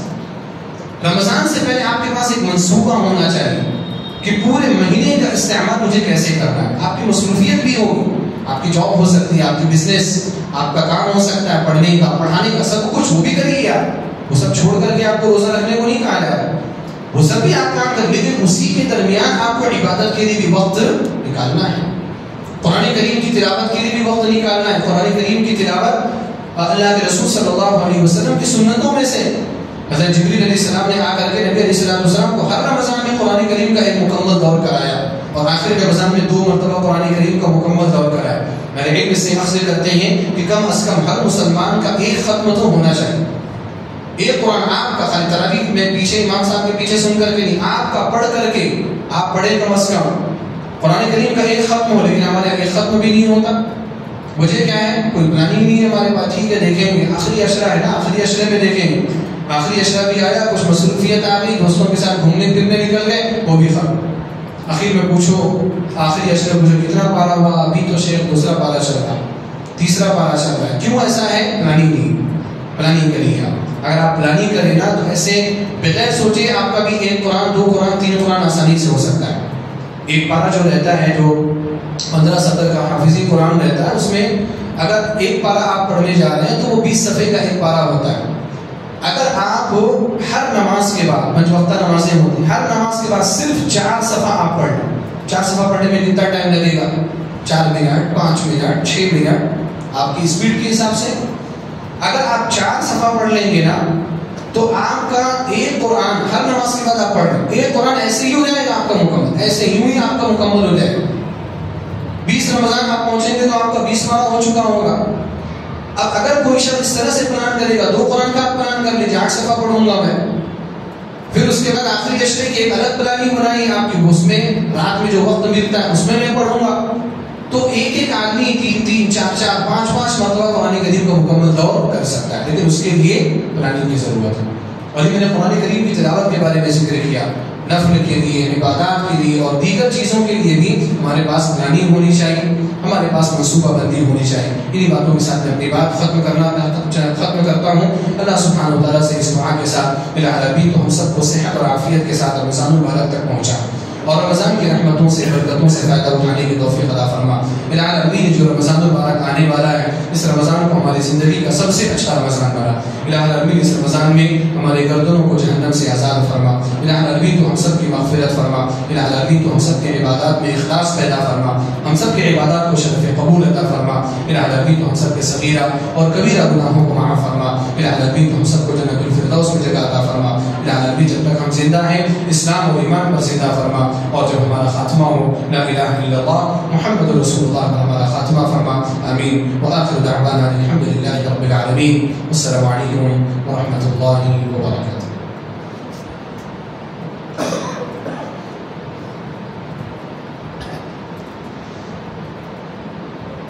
جزاکم اللہ خیر واحسن اللہ علیکم. یہ فضیلت الشیخ استاد حامد السلفی المدنی حفظہ اللہ. آپ نے 5 اہم نکات پر ہم سے گفتگو کی. سب سے پہلے رمضان کی فضیلت، اس تعلق سے آپ نے گفتگو کی اور قرآن مجید کی آیتیں پیش کی. رمضان کی فضیلت میں آپ نے ذکر کیا کہ اللہ رب العالمین نے اسی ماہ کو قرآن کے نزول کے لیے چنا، اور نبی علیہ السلام کی احادیث بھی پیش کرتے ہوئے آپ نے فرمایا کہ رمضان المبارک کی فضیلت میں سے جہاں پر کئی ساری فضیلت ہیں، وہیں پر رمضان المبارک میں عمرہ نبی علیہ السلام کے ساتھ حج کرنے کے برابر ثواب اس معتمر کو اللہ تبارک و تعالیٰ عطا کرے گا. اسی کے ساتھ ساتھ رمضان کی فرضیت پر بھی آپ نے گفتگو کی کہ آج کے دور میں جس طریقے سے زمانہ فتنوں کی طرف گزر رہا ہے، آگے بڑھ رہا ہے، جہاں پر کئی طرح کے فتنے ہیں، وہیں پر دین کے ذریعے کا بھی فتنہ ہے. بہت سارے مسلمان صرف نام کے مسلمان بنتے جا رہے ہیں، ارکان اسلام سے ان کو واقفیت نہیں ہے. اور ارکان اسلام میں روزے بھی ہیں، روزوں کی فرضیت بھی ہے. اور یہاں پر خاص طور پر شیخ محترم نے والدین کو جو ان کی ذمہ داری ہے، اس ذمہ داری کی طرف شیخ نے رہنمائی کی کہ والدین پر ذمہ داری آتی ہے کہ وہ اپنے اولاد کو اس طرح رہنمائی کریں کہ یہ رمضان المبارک کے روزے کوئی آپشنل چیز نہیں ہے بلکہ یہ فرض ہے. کسی بھی حال میں آپ کو رکھنا ہے، اللہ کوئی مریض ہو یا مسافر ہو، یہ الگ بات ہے. اس کے علاوہ تیسرا جو نکتہ تھا شیخ محترم کا کہ وہ چھوٹے ہوئے روزوں کی قضا، یہ بھی ضروری ہے. ہم عائشہ رضی اللہ تعالیٰ عنہا کی جو حدیث ہے فرماتی ہیں کہ میں رمضان المبارک کے جو چھوٹے ہوئے روزے ہوتے تھے میں انہیں شعبان ہی میں رکھنے کی استطاعت رکھتی.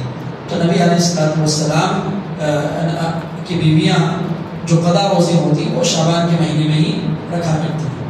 اور اس طریقے سے اپنے دلوں کو پاک و صاف رکھنے کے تعلق سے بھی شیخ محترم نے ذکر فرمایا کہ قاعدہ ذکر فرمایا اور اس طریقے سے جو آخری بات تھی شیخ محترم کی، منصوبہ بندی ہونی چاہیے، پلاننگ ہونی چاہیے کہ رمضان آ رہا ہے، نیکیوں کا موسم بہار ہے، میں نیکیاں کیسے کما سکتا ہوں، کیا طریقہ کار ہونا چاہیے، میں کیا کروں گا تو بڑی آسانی کے ساتھ میرا رمضان المبارک میں ہی ختم ہو جائے گا، میں کیا کروں گا تو میرا دل نیکیوں کی طرف بڑی آسانی کے ساتھ آئے گا، میں کیا کروں گا جو میں نیکیوں کی طرف آگے بڑھوں گا۔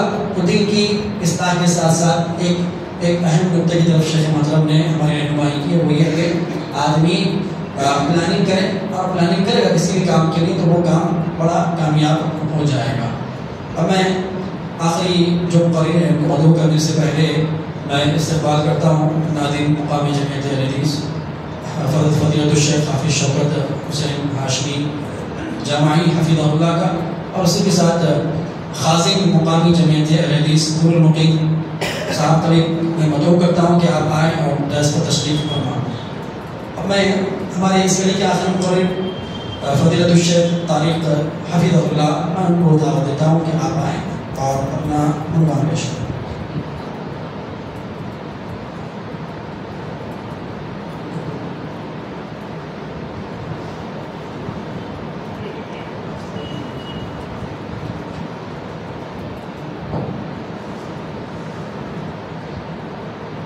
السلام علیکم ورحمۃ اللہ وبرکاتہ۔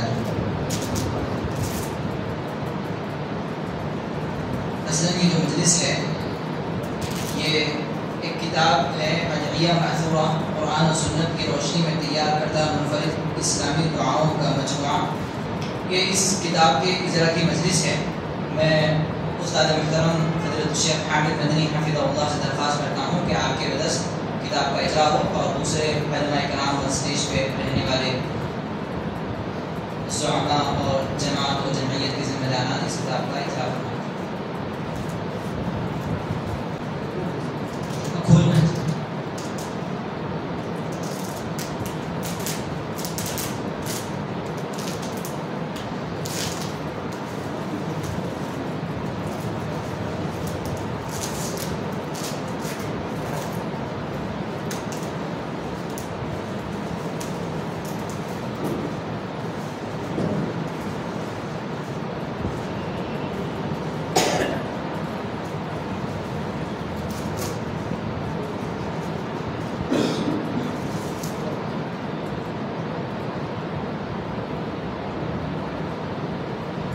دعاؤں کی کتاب ہے۔ اس میں قرآنی دعائیں اور مصنون دعائیں ترتیب دی گئی ہیں جو ہمارے صبح شام میں رقیہ شرعیہ، نظر بد، جادو وغیرہ سے متعلق دعائیں ہیں جو ہماری روزانہ زندگیوں میں کام آتی ہیں۔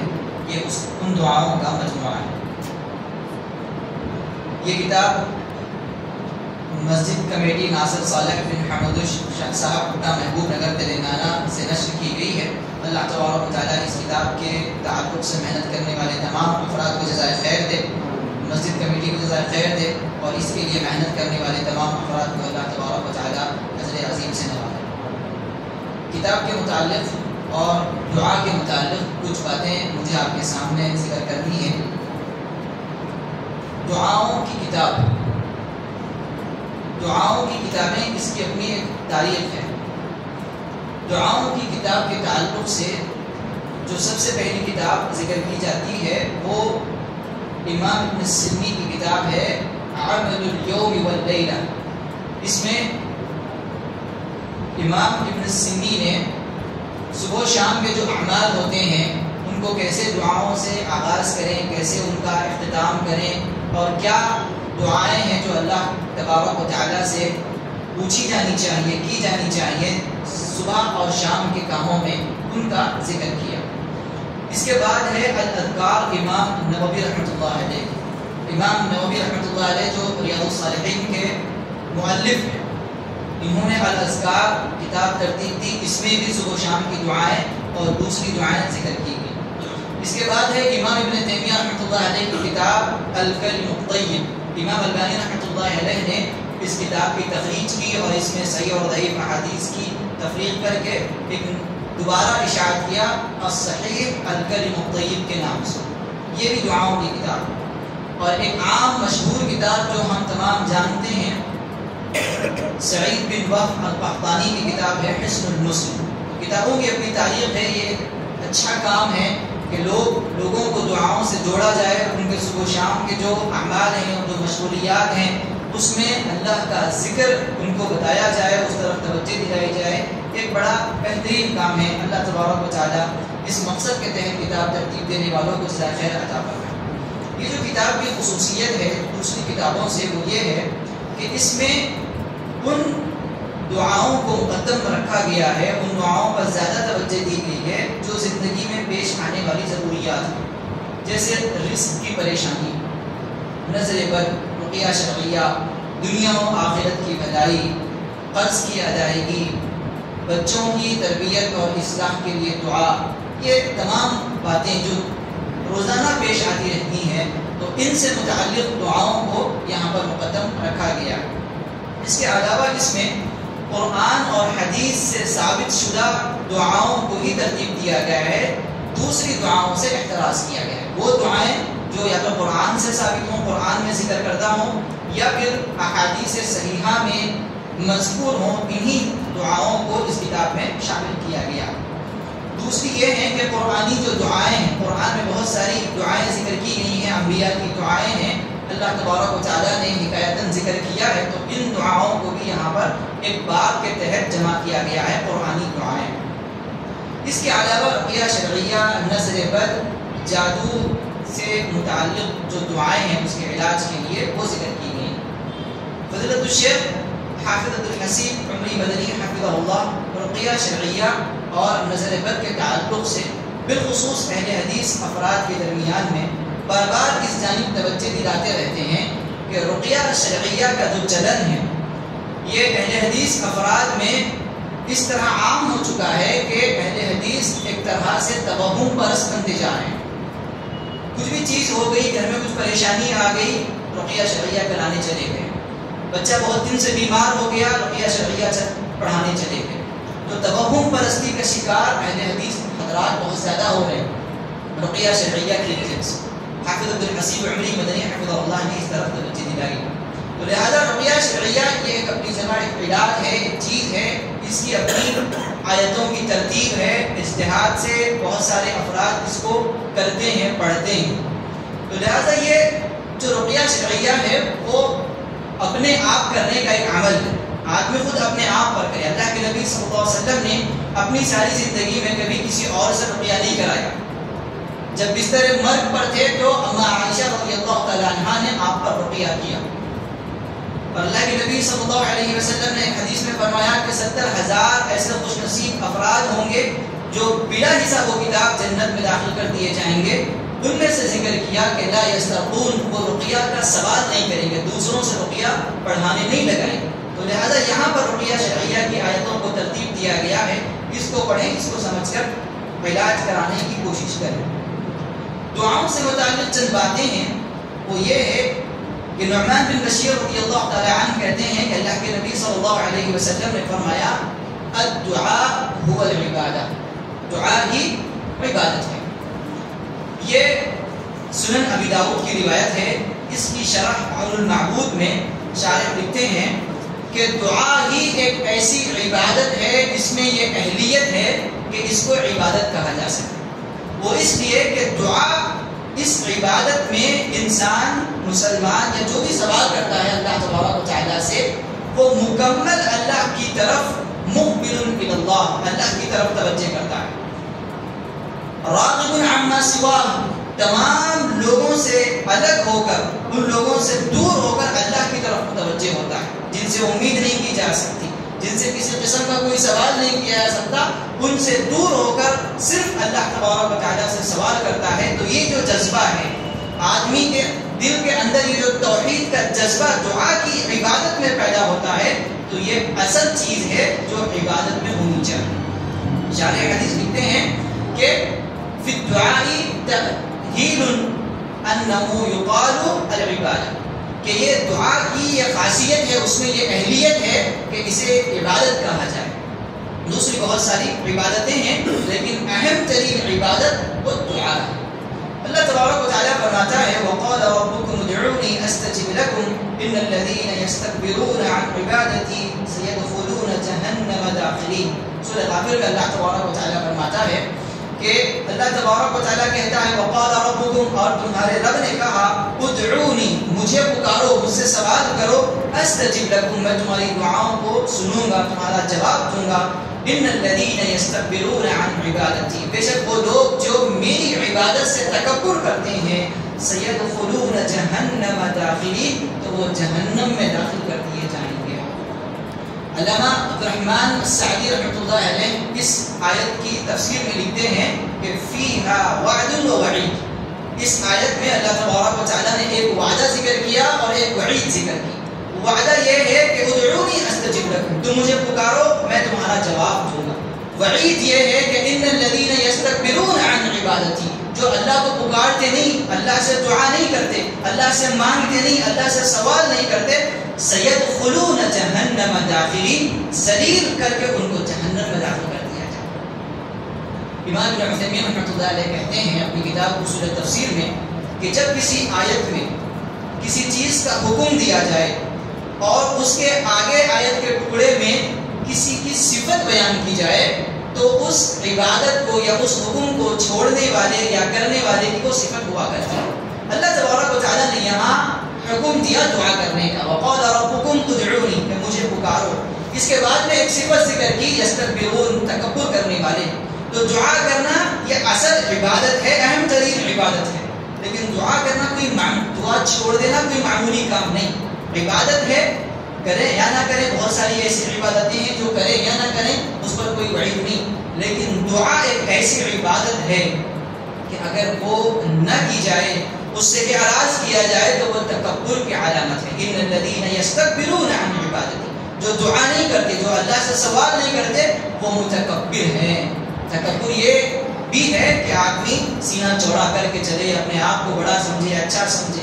اور ایک تکبر یہ بھی ہے جسے ہم بہت ہلکا سمجھتے ہیں کہ دعا نہ کرنا، دعاؤں سے غفلت اختیار کرنا. اور دعائیں صرف مصائب میں، پریشانی میں، مشکلات میں نہیں، جیسا کہ نوح علیہ السلام کی دعا ہے، یونس علیہ السلام کی دعا ہے، ایوب علیہ السلام کی دعا ہے.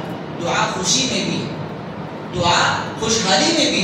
سلیمان علیہ السلام کا تعلق سے اللہ تبارک و تعالیٰ ذکر کرتا ہے کہ جب سلیمان علیہ السلام کے معجزے دیکھ کر وہ پریشان ہو گئی اور کہنے لگی کہ یہ کیا مسئلہ ہے، یہ تو عجیب.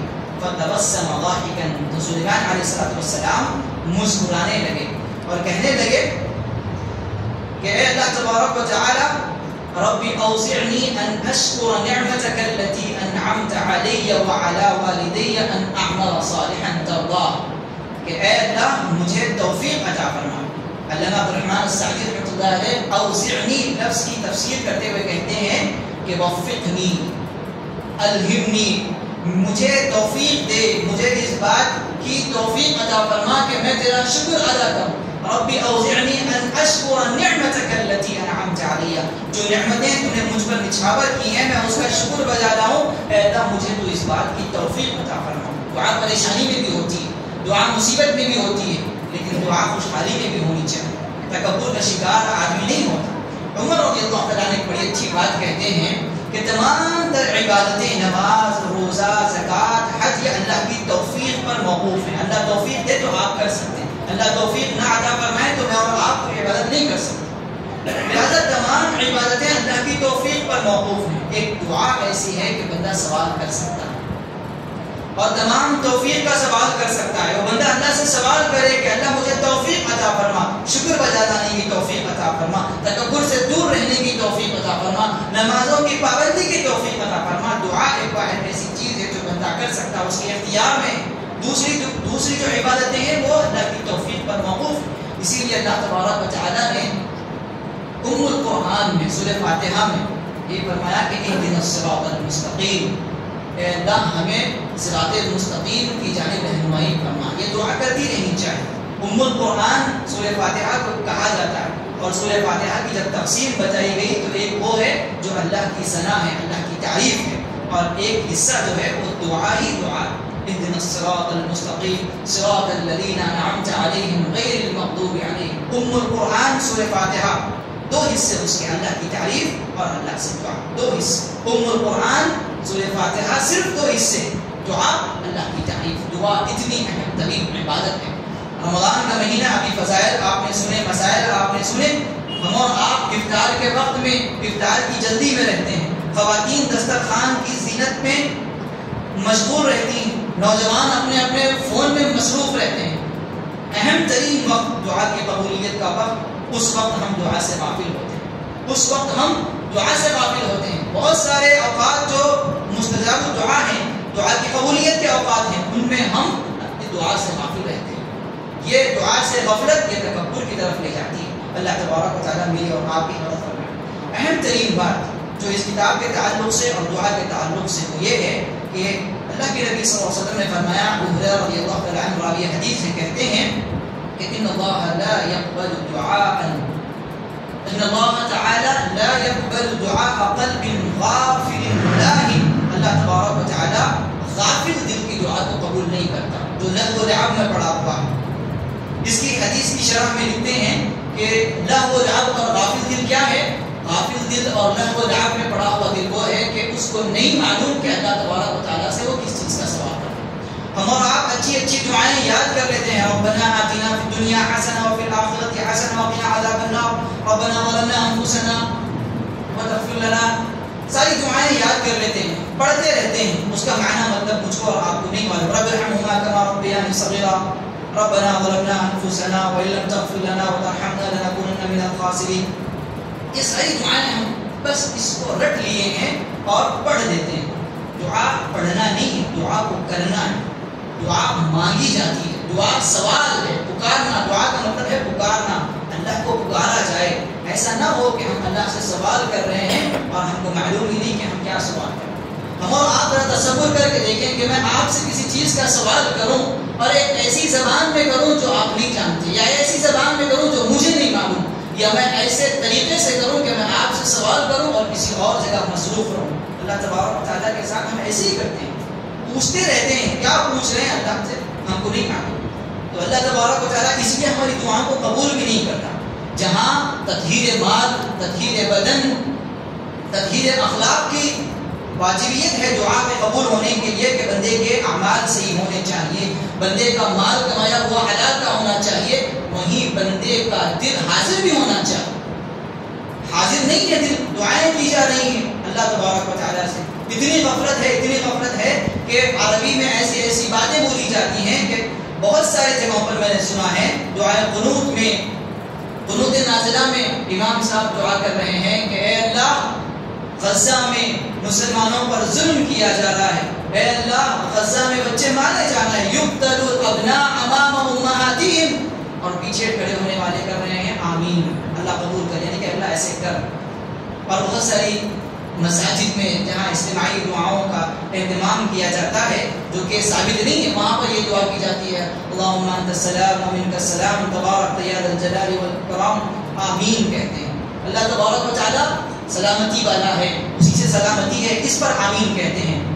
کتاب التوحید میں امام عبد الوہاب رحمۃ اللہ، محمد بن عبد الوہاب رحمۃ اللہ علیہ نے ایک باب باندھا کہ اللہ کی سلامتی کے لیے کوئی دعا نہیں کی جا سکتی۔ اما خدیجہ رضی اللہ تعالی عنہا کے پاس میں جبریل علیہ السلام نے اللہ کا سلام پیش کیا، تو اما خدیجہ رضی اللہ تعالی عنہا کہتی ہیں کہ اللہ هو السلام ومنه السلام، جواب میں وعلیکم السلام نہیں کہا، اللہ پر بھی سلامتی ہو نہیں، اللہ هو السلام، اللہ وہی سلامتی والا ہے، ومنه السلام، اسی سے سلامتی ہے۔ دعاؤں سے غفلت کتنی درجے کی ہے کہ کس جگہ پر آمین کہنا ہے، کس جگہ پر آمین نہیں کہنا ہے، اس سے غفلت۔ ابھی رمضان آئے گا، رمضان میں دعائے قنوت پڑھی جائے گی، دعائے قنوت کا اعلیٰ حصہ دعا ہے اور اعلیٰ حصہ اللہ تبارک و تعالیٰ کی تعریف ہے، اور اللہ کی تعریف کے لیے دعا نہیں کی جا سکتی، منع کرنا ہے۔ محمد بن صالح العثیمی حفظہ اللہ، جو استاد محترم شیخ حامد مدنی حفظہ اللہ کے بھی استاد ہیں، انہوں نے باضابطہ ایک درس میں بتایا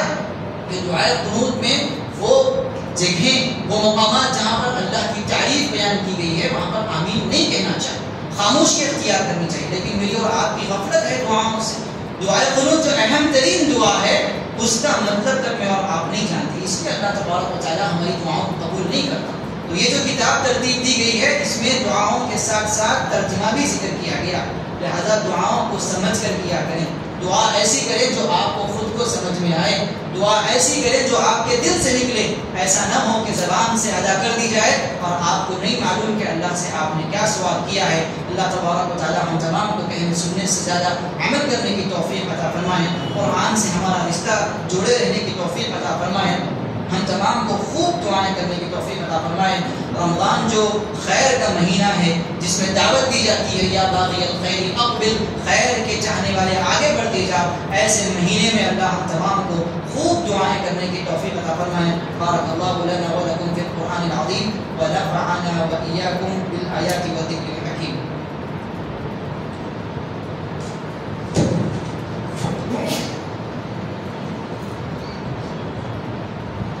ماشاء اللہ بارک اللہ فیک احسن اللہ علیکم۔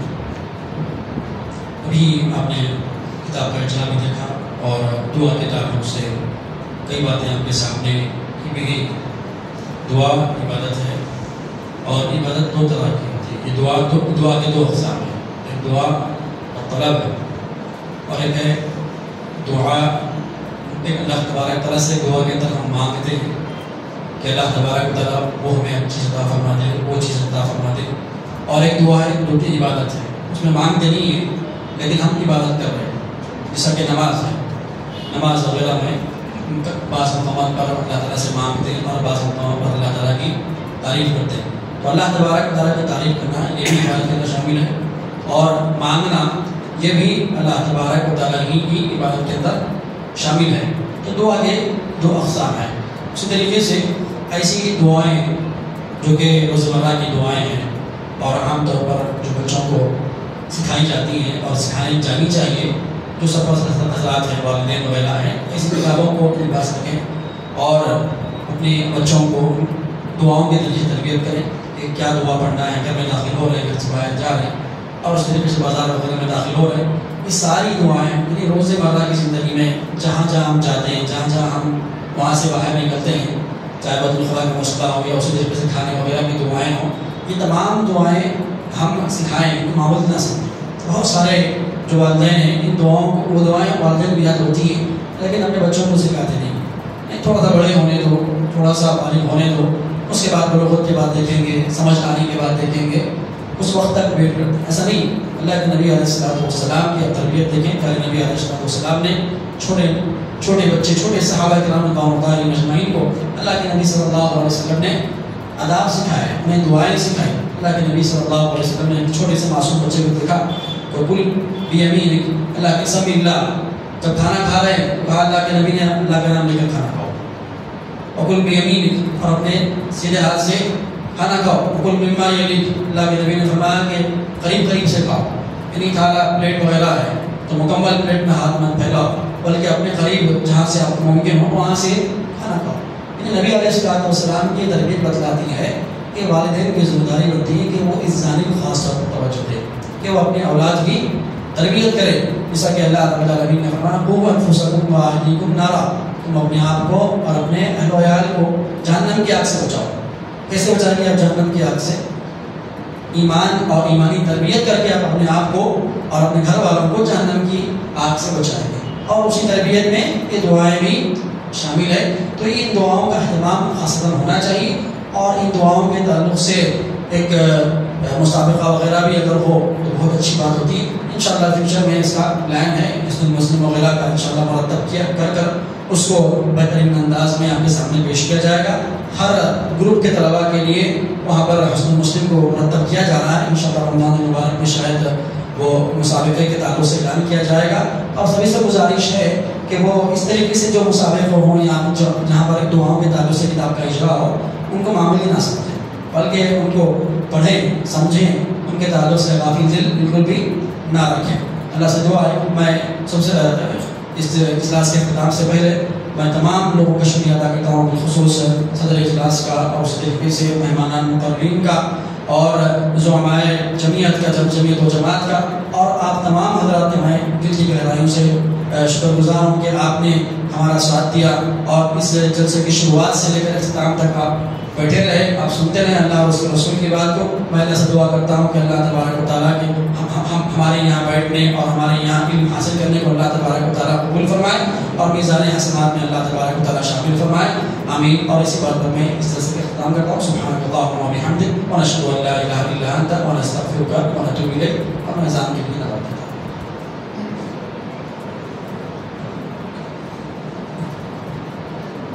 ابھی اذان ہوگی، اذان کے 5 منٹ کے بعد ہی انشاءاللہ نماز عشاء کر لی جائے گی. تو آپ سے درخواست ہے جتنے حاضرین ہیں وہ فوراً وضو وغیرہ کر کے